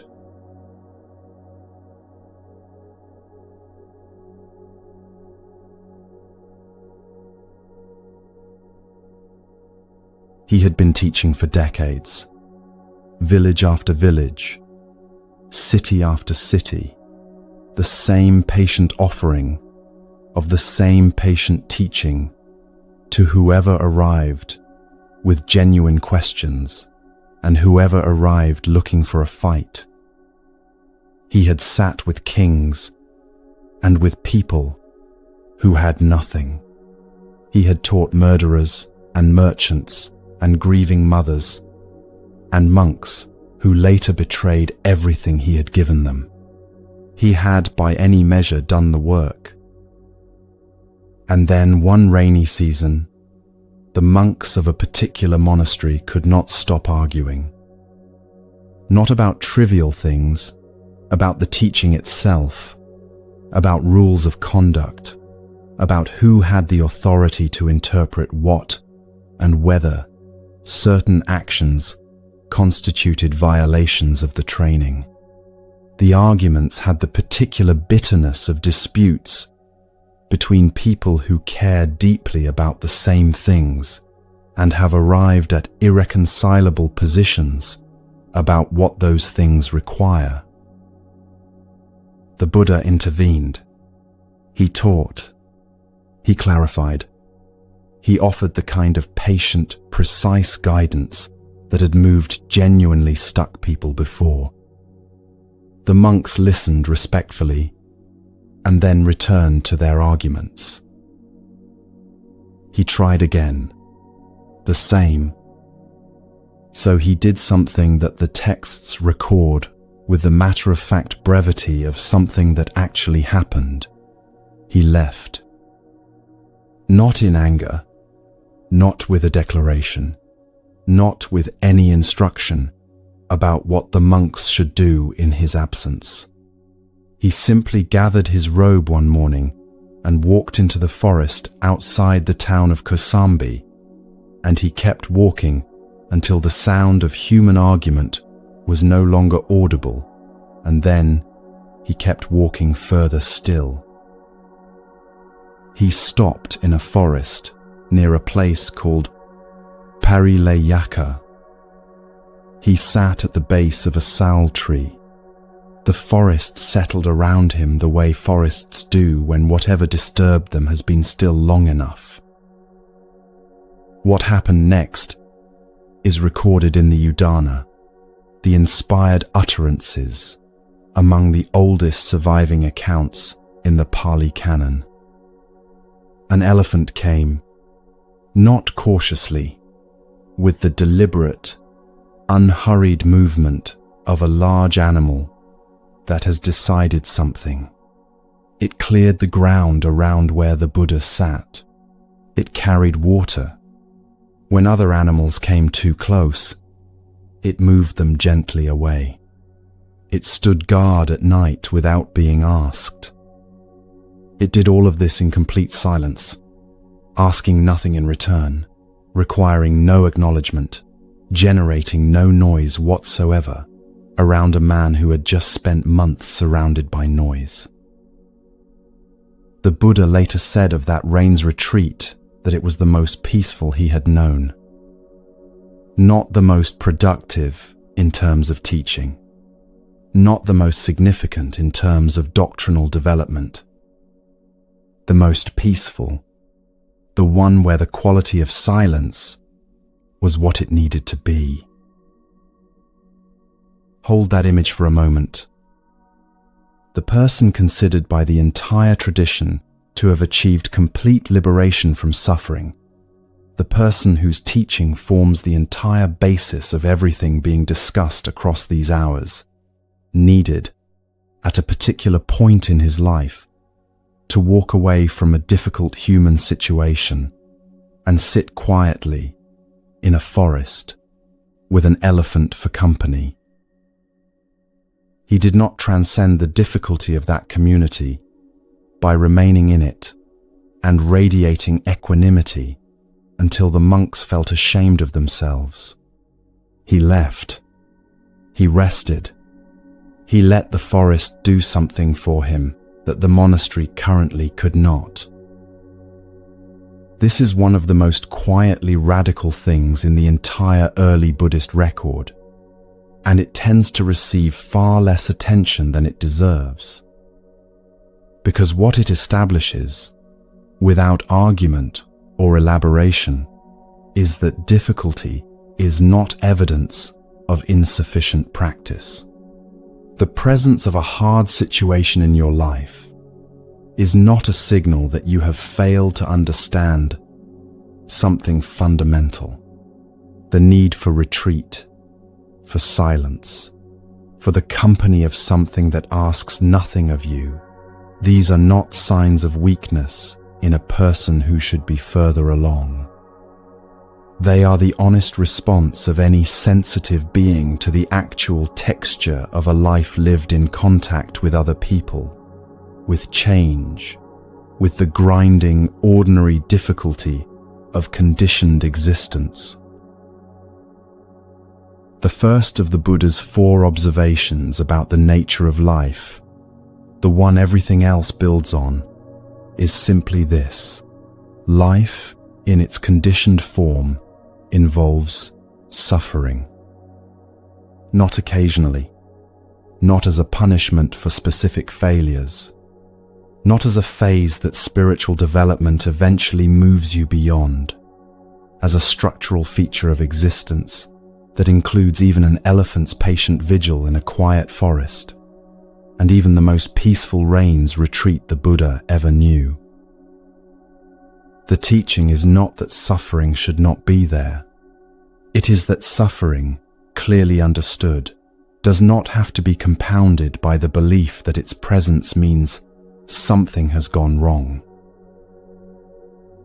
Most of the additional weight people carry around difficulty comes from precisely this belief: that a good life, properly constructed and diligently maintained, should not include this much pain, that the relationships that matter should not be this hard, that the body should not require this much attention and produce this much discomfort, that grief, when it arrives, should move through more quickly than it does, that anxiety, when it comes, is a malfunction rather than a recognizable feature of a mind that cares about things in a world where things change without asking permission.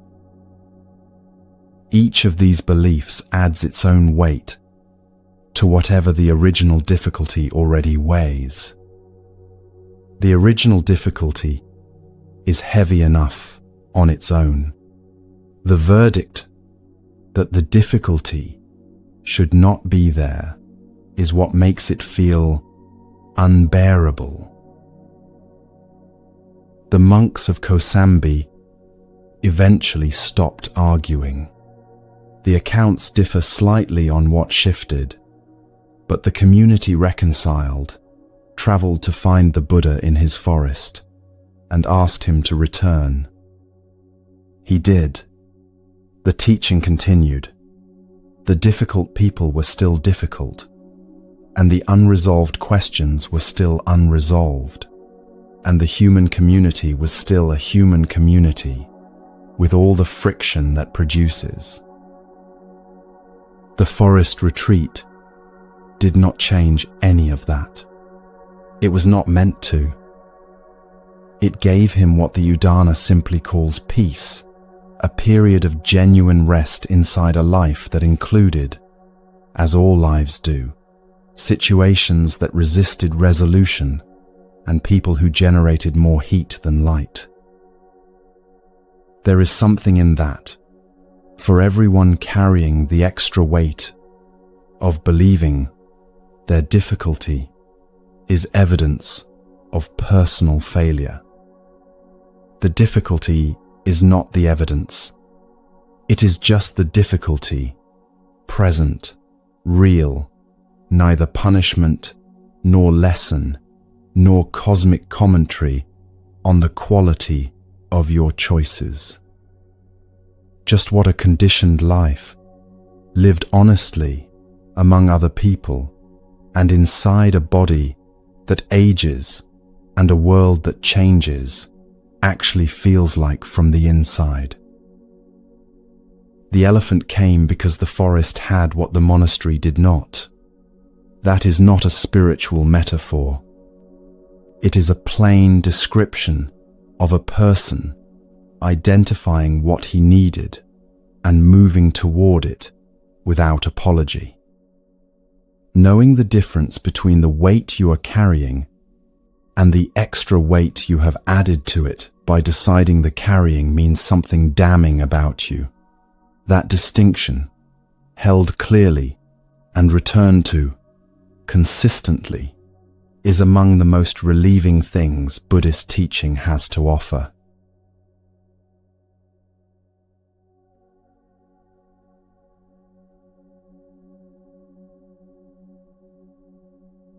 The field has been worked since before dawn. You can see it in the man's hands, in the particular set of his shoulders, in the way he moves between the rows, with the automatic efficiency of someone who has done this 10,000 times and expects to do it 10,000 more. Kasibharadvaja is a farmer, prosperous by the standards of his region, respected, self-sufficient, in the way that people who feed themselves from their own land tend to be self-sufficient. He has opinions about work, strong ones, the kind that have been sharpened by years of physical evidence, about what happens when effort is applied correctly and what happens when it is not.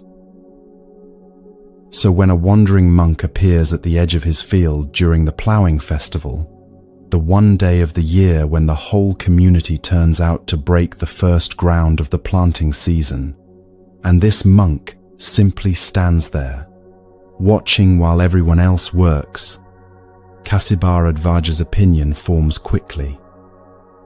He walks over. He does not soften what he's about to say.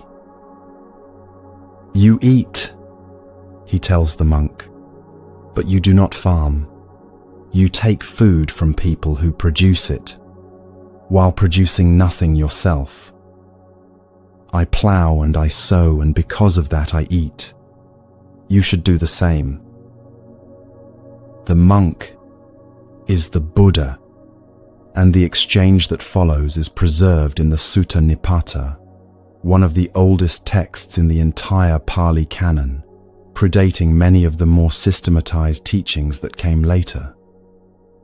What makes the Buddha's response remarkable is not that it deflects the challenge. It accepts it completely. "I also plow," the Buddha tells him. "I also sow, and because of that, I eat."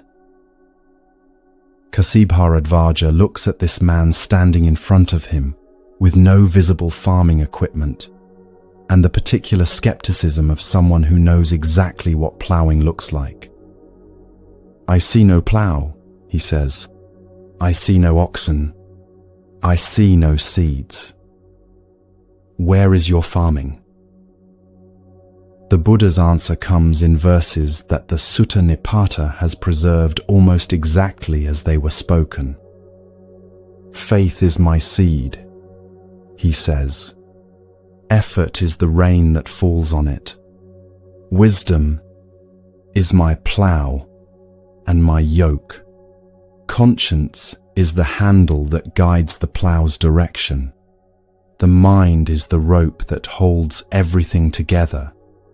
Mindfulness is my plowshare and my goad.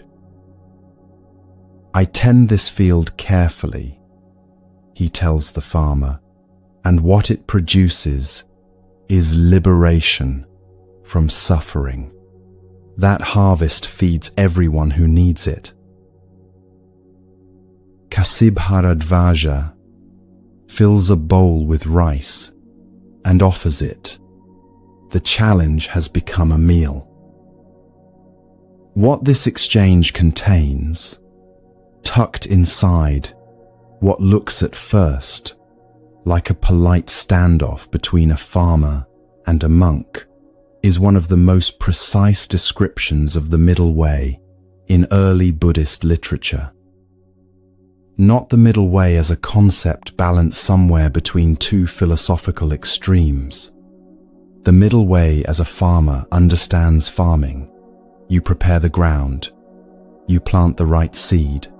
You water it correctly. You wait with the particular patience of someone who knows that forcing a seed to sprout faster than it is ready to sprout produces nothing except a damaged seed.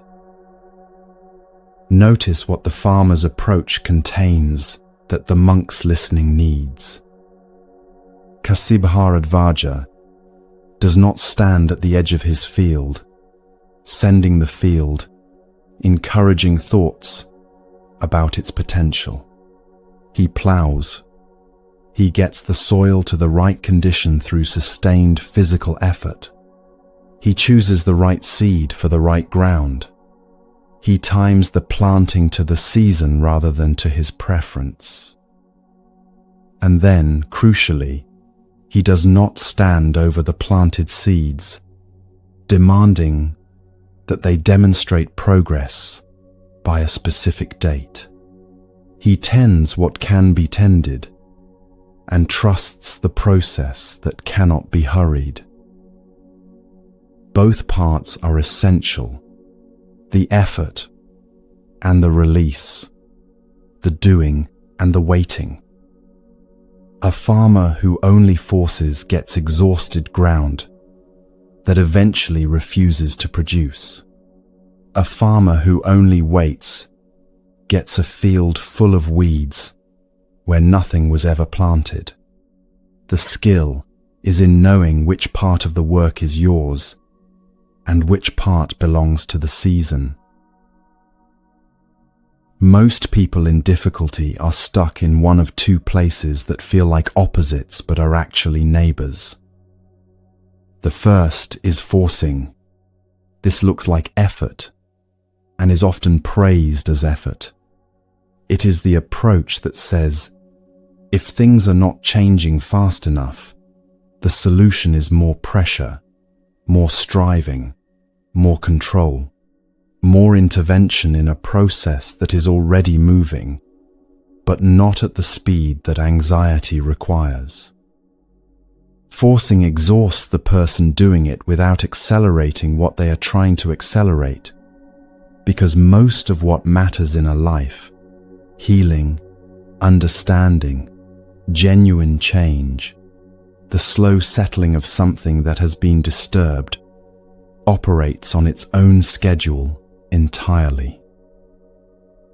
You can no more force a grief to finish by a particular Tuesday than Kasibharadvaja can force his crops up through the soil by sheer insistence. The crops are doing what crops do. The forcing only damages the ground. The second place is giving up, and this one is more subtle because it often arrives wearing the clothes of acceptance. It says, I have tried. The situation is what it is. There is nothing I can do. I will simply wait and see what happens. But waiting without tending is not acceptance. It is abandonment, dressed in patient language. The field still needs water. The weeds still need pulling. The work that is genuinely yours to do, the preparation, the attention, the daily choices about where to direct your effort, that work does not disappear because the outcome cannot be controlled. Giving up and forcing share the same root error, the belief that your relationship to the process is either total control or no control, with nothing workable in between. The middle way that the Buddha was describing to Kasibharadvaja is the workable space between those two errors. It is the farmer's actual practice, stripped of any mysticism. Do what is yours to do, with whatever quality of attention you can bring to it today. Then release the outcome into the conditions that are not yours to control. Not reluctantly, not while secretly continuing to manage what you just said you were releasing, but genuinely, the way a farmer genuinely leaves the field at night and sleeps, trusting that the work he did today was sufficient for today, and that tomorrow will ask for tomorrow's work, and not also for tonight's. This requires something that is rarer than either effort or patience alone. It requires the discernment to know, in any given situation, which part of the work is currently yours, what can actually be affected by your attention right now, and what is currently in the hands of processes that your attention cannot accelerate or improve. A farmer learns this through seasons of getting it wrong in both directions, the season where he overworked the ground and the season where he underworked it, and arriving, eventually, at a practice that fits the actual nature of farming, rather than his anxiety about whether the harvest will come. Kasibharadvaja filled that bowl because something in the Buddha's answer recognized his own experience from the inside. The monk was not describing a life without effort. He was describing effort applied to the right ground, in the right amount, at the right time, and then the particular freedom of a person who has done today's work and does not need to steal tomorrow's rest in order to feel that the ploughing counted.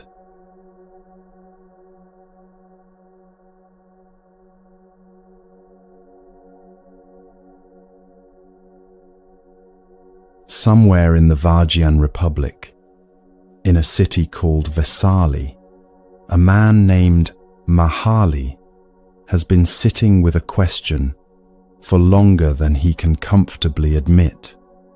He is a Likavi chieftain, educated, politically connected, someone accustomed to getting clear answers to direct questions.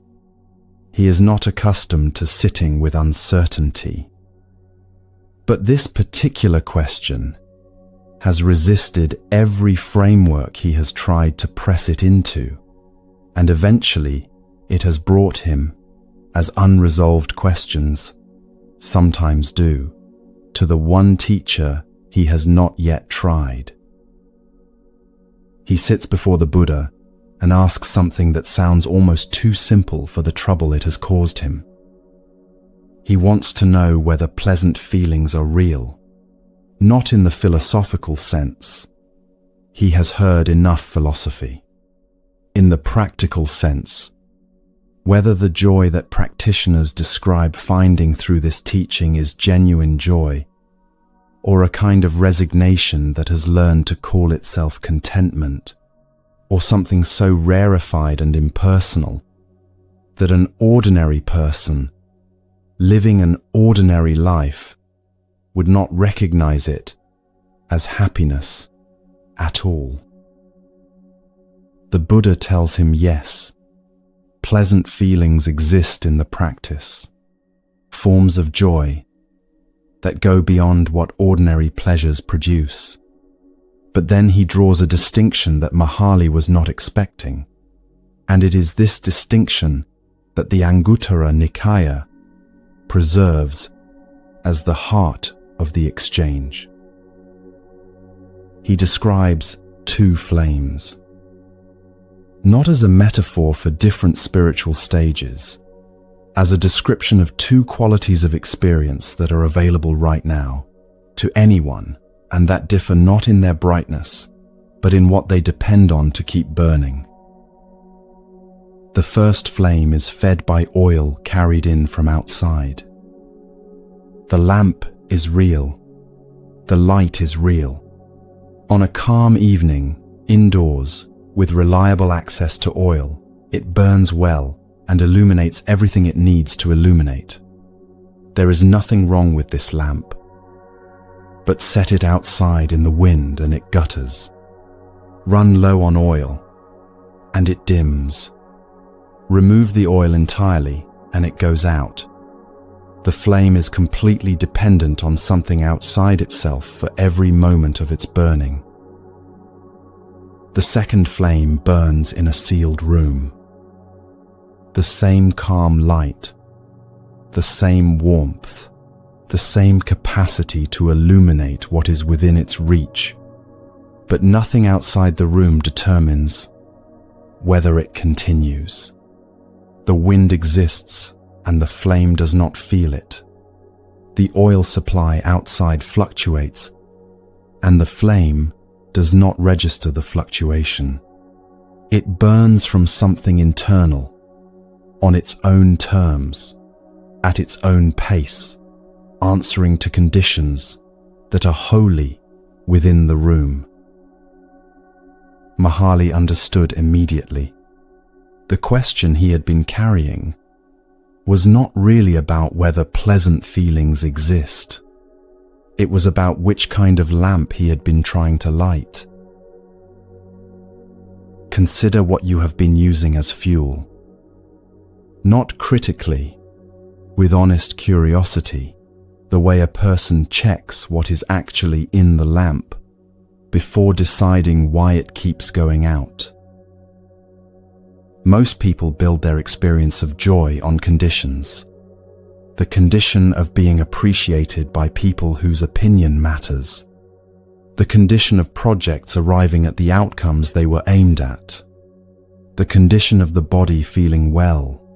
The finances feeling stable. The relationships feeling uncomplicated. The condition of the future looking promising enough that the present feels worth inhabiting fully. These conditions are not shameful to want. They are what most people were taught, implicitly, to treat as the sources of a good life. The problem is not that they produce no light. They produce real light. The problem is that every one of them is oil carried in from outside, which means every one of them is subject to the wind. And the wind comes. It always comes. The appreciation becomes criticism, or simply stops arriving. The project lands somewhere other than where it was aimed. The body makes demands that reorganize everything around them. The relationship shifts in ways that were not anticipated and cannot be reversed. Each time this happens, the flame that was burning on those conditions either gutters or goes out entirely, and the person whose warmth depended on it is left in a particular cold that feels, in the moment, like evidence that happiness was never really available to them. It was available. It was simply stored in the wrong place. The Buddha was not telling Mahali that external conditions do not matter, or that a person should cultivate indifference to outcomes, relationships, and the quality of their circumstances.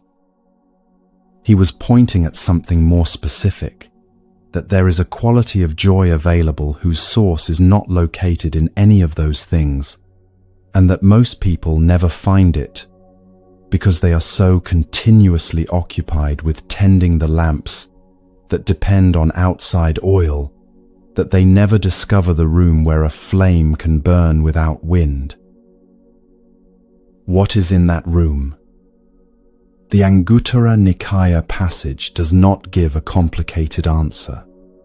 It points at the quality of awareness itself, the fact of being present, awake, and in contact with experience as it actually is, rather than as a ledger of what is going well and what is going badly. A mind that is genuinely here, not rehearsing the past, or negotiating with the future, but actually inhabiting the texture of this moment, encounters a quality of aliveness that does not require specific conditions to be present. The morning is the morning. The breath is the breath. The fact of being conscious and alive in a world that is genuinely interesting if you are genuinely looking at it, that is a flame that no external weather can reach because it does not depend on the weather being favorable. It depends only on the quality of attention brought to whatever is actually here. This sounds simpler than it is to practice, and more difficult than it is to understand. Understanding it takes about as long as it took Mahali to hear the two flames described. Practicing it, building the sealed room, finding the flame inside it, learning to return to it when the outside lamps have guttered again, that is the actual work. And it is work that cannot be done once and considered finished. It is work that is done in small increments, in ordinary moments, every time you notice that your experience of the present has become entirely dependent on a set of conditions being met, and choose, just once, to look for something that is already here regardless of whether the conditions are met. Mahali left that conversation carrying something he had not arrived with. Not an answer that resolved his question into certainty. A direction, a specific, locatable direction that was not outside himself and therefore could not be taken from him by any change in what his life produced next. The joy he had been looking for was real.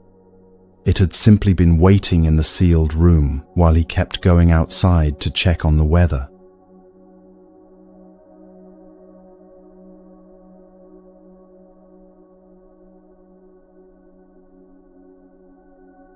The boy is about 7 years old. He has grown up in a monastery, which means he has grown up surrounded by people who are trying very hard to become something calmer, clearer, more awake, more free. He has watched this effort his entire short life. He has absorbed, without being taught it directly, the idea that progress is something you can see and measure and judge. His name is Rahula, and he is the Buddha's son, conceived before the man who would become the Buddha walked away from his palace and his life and the woman he loved to find something that would not leave him the way everything else had. Rahula did not choose to grow up in a monastery. That was chosen for him, the way most of the significant conditions of a childhood are. One afternoon, his father comes to find him, not to teach formally, to do something with a bowl of water and a child's full attention that a formal teaching could not accomplish by itself. He pours water into the bowl until it is almost full. He asks Rahula, "What do you see?" "Water," says the boy, "almost full." The Buddha pours most of the water out onto the ground. "What do you see now?" "Very little," says Rahula. "Almost nothing." The Buddha upends the bowl completely, empties every remaining drop, and sets it upside down on the earth. Then he speaks. "What remains," he tells the boy, "of a person who tells lies without remorse, who acts without conscience, and feels no discomfort in the acting, is like this bowl, not only empty, but inverted, unable to receive anything at all. But a person who tends their conduct carefully, who fills the bowl slowly and consistently through honest action and genuine attention, that person accumulates something real. Not quickly, not dramatically, the way a bowl fills, drop by drop, with patience, without urgency, without demanding that it be full before the next drop arrives. This exchange is from the Majjhima Nikaya, the middle-length discourses of the Pali Canon. It was preserved as a teaching about conscience and right action, which is what it is. But it contains something else that applies directly to anyone who has been trying to heal something and finding that the trying itself seems to be in the way. A bowl fills drop by drop. This is not a poetic description of patience. It is an exact description of how certain kinds of inner change actually work, not through effort concentrated into a single dramatic push, but through small, consistent returns to the right orientation, accumulated over time, without any individual drop being large enough to measure. The bowl does not fill because you stare at it with sufficient intensity. It fills because you keep showing up with water. Most people who are trying to heal something approach it the way you might approach a project with a deadline. There is an implied finish line, a point at which the healing will be complete, the weight will be gone, the thing that happened will have been sufficiently processed and filed somewhere that it no longer has access to the present. They work toward this finish line with real effort, reading, reflecting, sitting with difficult feelings, doing the things that are supposed to help. And then they check the bowl, and the bowl looks roughly the same as it did before, and the gap between the effort expended and the visible progress made produces something that compounds the original difficulty, the conclusion that they are doing it wrong, or that they are somehow resistant to getting better, or that the wound is deeper than it should be, given what caused it. The original difficulty was already present. This conclusion is a second difficulty added to it.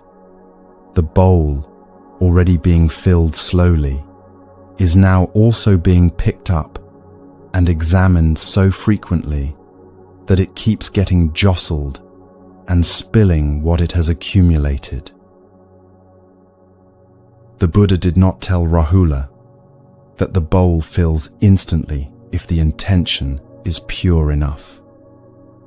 He did not suggest that the speed of filling is proportional to the quality of effort. He described a process that has its own pace, that responds to consistency rather than intensity, and that requires the person tending it to trust that water is accumulating even during the stretches when the level appears unchanged. Because that is actually what happens in a bowl you cannot see into clearly. Drops arrive. The level rises by amounts too small to perceive between one visit and the next. Then at some point, not announced, not scheduled, there is simply more in the bowl than there was before, and the accumulation of all those imperceptible drops is visible at once. The growth was not absent during the stretches, when nothing seemed to be changing. It was present and invisible, which is not the same as absent. Healing moves this way, not linearly, not on a timeline that respects what you have invested, not at a pace that corresponds to the severity of what happened, or the sincerity of what you have brought to the recovery. It moves the way water moves into a bowl, according to its own nature, indifferent to urgency, accumulating in increments that cannot be individually perceived and can only be seen in retrospect when enough of them have gathered to be visible. And the most common thing that interferes with it is not insufficient effort. It is the repeated tipping of the bowl, the return, again and again, to the checking, the measuring, the comparison of where you are now to where you were told you would be by now, the disappointment that generates its own residue and has to be accumulated around alongside everything else. This does not mean doing nothing. The bowl does not fill if no one brings water. Rahula's father was not describing passivity dressed as patience. He was describing the farmer's wisdom applied to the inner life, the same wisdom that appeared when he stood in Kasibaradvaja's field and described faith as seed and effort as rain. You do what is yours to do today. You bring what water you have.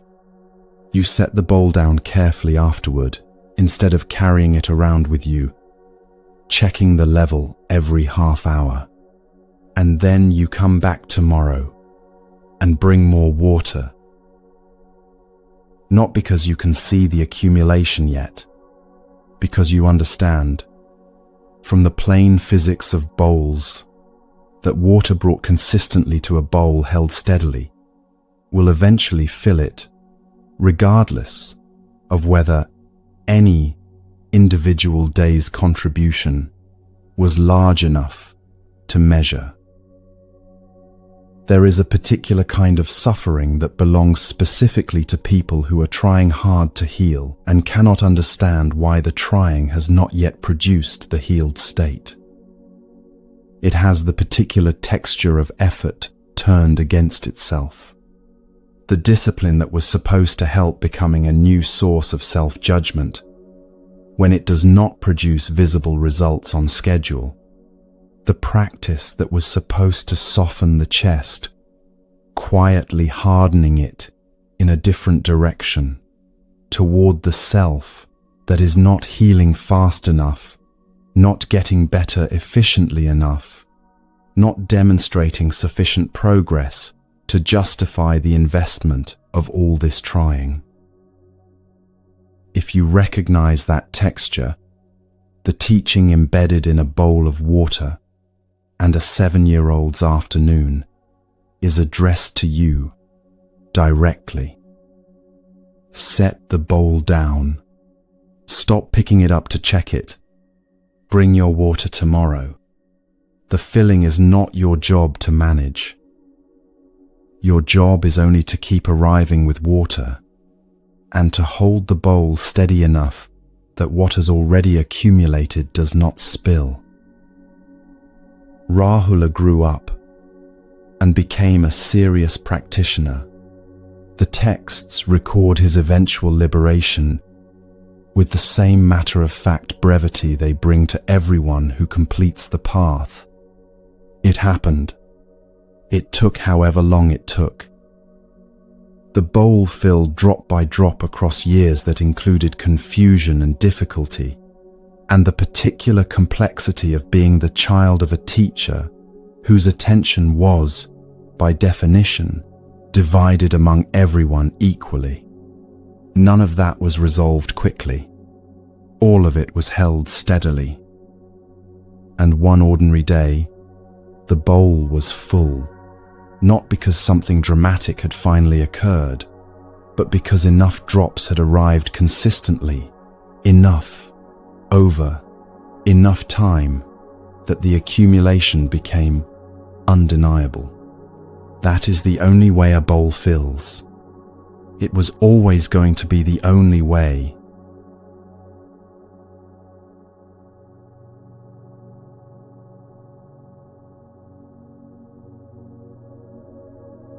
Start with a river. not a gentle one. A fast river in the middle of the monsoon season, carrying everything that the rain has loosened from the banks upstream. Branches, reeds, whole sections of riverbank that could not hold against the current. The water is brown and moving with the particular urgency of water that has somewhere to be. And in this river, there is a person trying to cross. Not swimming, grabbing every reed that floats past, every branch, every loose section of debris. The hand goes out and seizes it, not to use it to cross, just to hold it, to stop it from moving, to examine it, to form a position about it before the current insists on taking it downstream. The person is not crossing the river. The person is standing in the middle of a river, exhausting themselves, grabbing at everything that passes, and calling this engagement with the current.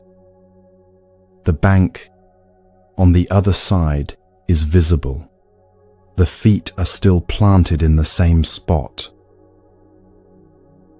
The Buddha used this image in a conversation recorded in the Samyutta Nikaya, the connected discourses, among the oldest surviving layers of Buddhist teaching. He was speaking with a wanderer named Kachana, who had arrived with the kind of question that sounds philosophical, but is actually personal. Kachana wanted to know why the mind creates suffering even in the absence of genuinely terrible circumstances. Why a person can be safe, fed, surrounded by people who care for them, and still find the mind producing a quality of torment that the circumstances do not seem to justify. The Buddha's answer was not a doctrine. It was a description of a mechanism. The mind, he told Kachana, has a habit of seizing positions, of grabbing at whatever passes through it and immediately forming a fixed stance toward it. This exists. This does not exist. This is how things are. This is what this means about me and about the world, and about what is going to happen next. Each grabbed position creates a point of friction with the current, which is life moving at its own pace, in its own direction, does not slow down to accommodate the grip. So the friction increases. The hands tire, the feet planted in one spot, while the river insists on moving, begin to sink. And the person who began by trying to understand the river ends up being slowly, persistently submerged by it, not because the river is hostile, but because grabbing at moving water is simply not a workable strategy for crossing it. Kachana understood the image, but pressed further. What does a person who is not grabbing look like? What does it feel like from the inside to stand in the same river without reaching for everything that passes? The Buddha described it this way. When a pleasant experience arises, the untrained person grabs it, seizes it, tries to extend it, forms the position that this pleasant thing is what should always be here, and then suffers when the current takes it anyway. When an unpleasant experience arises, the untrained person grabs that too, pushes against it, argues with it, forms the position that this unpleasant thing should not be here, and then suffers the friction of that argument with something that was going to pass, regardless. When a neutral experience arises, neither pleasant nor unpleasant, just the ordinary, unremarkable texture of a moment, the untrained person grabs at that too, but in a different direction, by not noticing it at all, by reaching past it towards something more interesting, treating the present moment as insufficient and looking upstream for something worth seizing. 3 different experiences. The same mechanism running through all 3. The same exhausted hands reaching for the same river. Now bring this into your own thinking, because this is where the teaching lands. A thought appears. Say, the thought that you have made a serious mistake in a significant area of your life. The thought is a reed floating past in the current. It arose because thoughts arise. They are generated continuously by a mind that is doing what minds do, producing material from everything it has experienced, and everything it fears, and everything it has been told about what a life is supposed to look like. The thoughts arising is not the problem. What happens in the next half second is the problem. The hand goes out, the thought is grabbed, and the moment it is grabbed, it stops being a reed floating past and becomes a fixed position. This thought is true. This thought is about me. This thought reveals something real and permanent about the quality of my choices and the trajectory of my life. The thought has been promoted from passing mental weather to verified fact about reality. And now the mind has to deal with the fact it has just created, has to argue with it, or defend against it, or find evidence for and against it, or generate additional thoughts that either confirm or challenge the original position. 5 minutes ago there was a reed in the water. Now there is a construction project, and the river is still moving, and the feet are still sinking, and the original reed is long gone downstream, while its replacement takes up permanent residence in the chest. The teaching Kachana received that day was not about achieving a state of thoughtlessness. The Buddha was not describing a mind that has no reeds. That is not a human mind, and the teaching was for human beings. He was describing the difference between a mind that watches the reeds pass and a mind that grabs at every one of them, and suggesting that this difference, which sounds small, produces entirely different qualities of experience over time. The river does not change.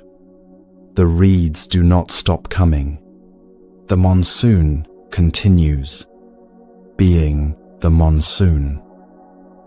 What changes is the relationship of the person standing in the river to what is passing through it.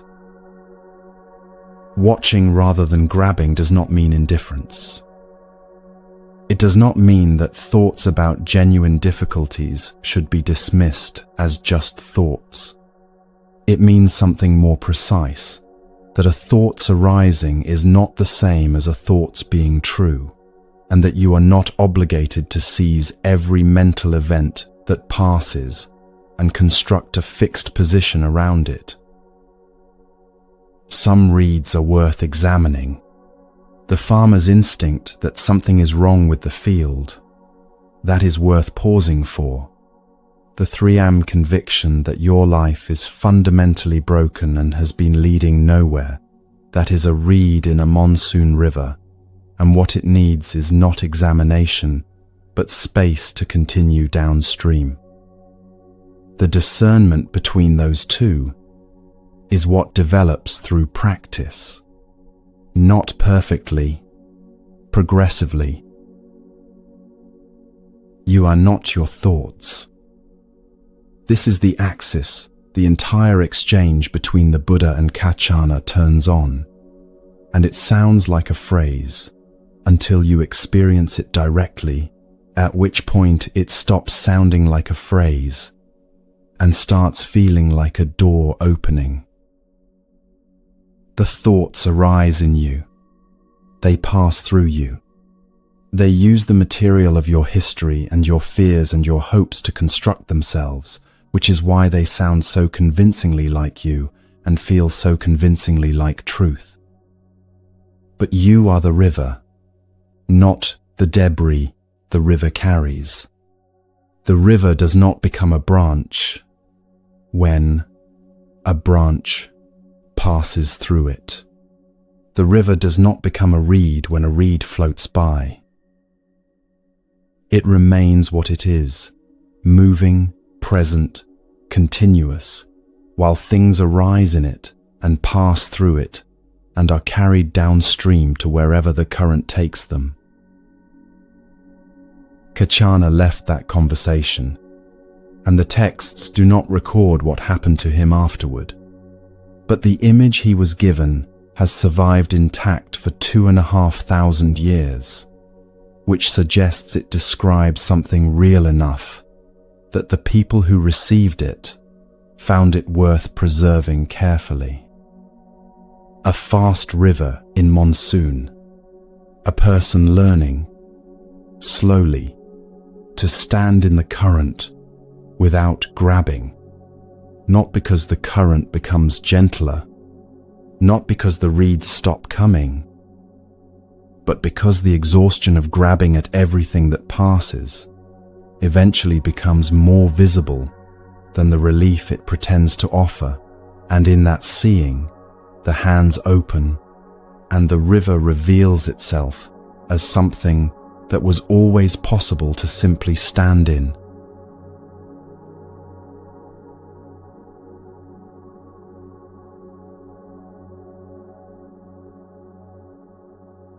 You have been standing in the river this entire time, not watching it from a safe distance. In it, feet on the riverbed, current moving around you, the whole weight of a life that includes difficulty pressing against you with its patient, indifferent force. And you are still here. That is not a small thing. That is, in fact, everything offered across these hours pointed at the same recognition from a different direction. The hare in the forest was running from a story. Tissa found the present moment in cold water and wet cloth. The king at Obari's grave was carrying a weight that was never built to last. The flood does not yield to force and does not reward standing still. The bowl fills drop by drop whether or not anyone is watching. Adimutta sat quietly while the bandits prepared their fire, and the fire was real, and his peace was also real, and both things were true at the same time. This is what the teaching has always been pointing at. Not a life without current. A different relationship to the current that is already here. Nothing about your circumstances needed to change tonight for something in you to have shifted. The river is the same river, but you have been shown something about standing in it that you did not have before you arrived. Get some rest. Bring your water tomorrow.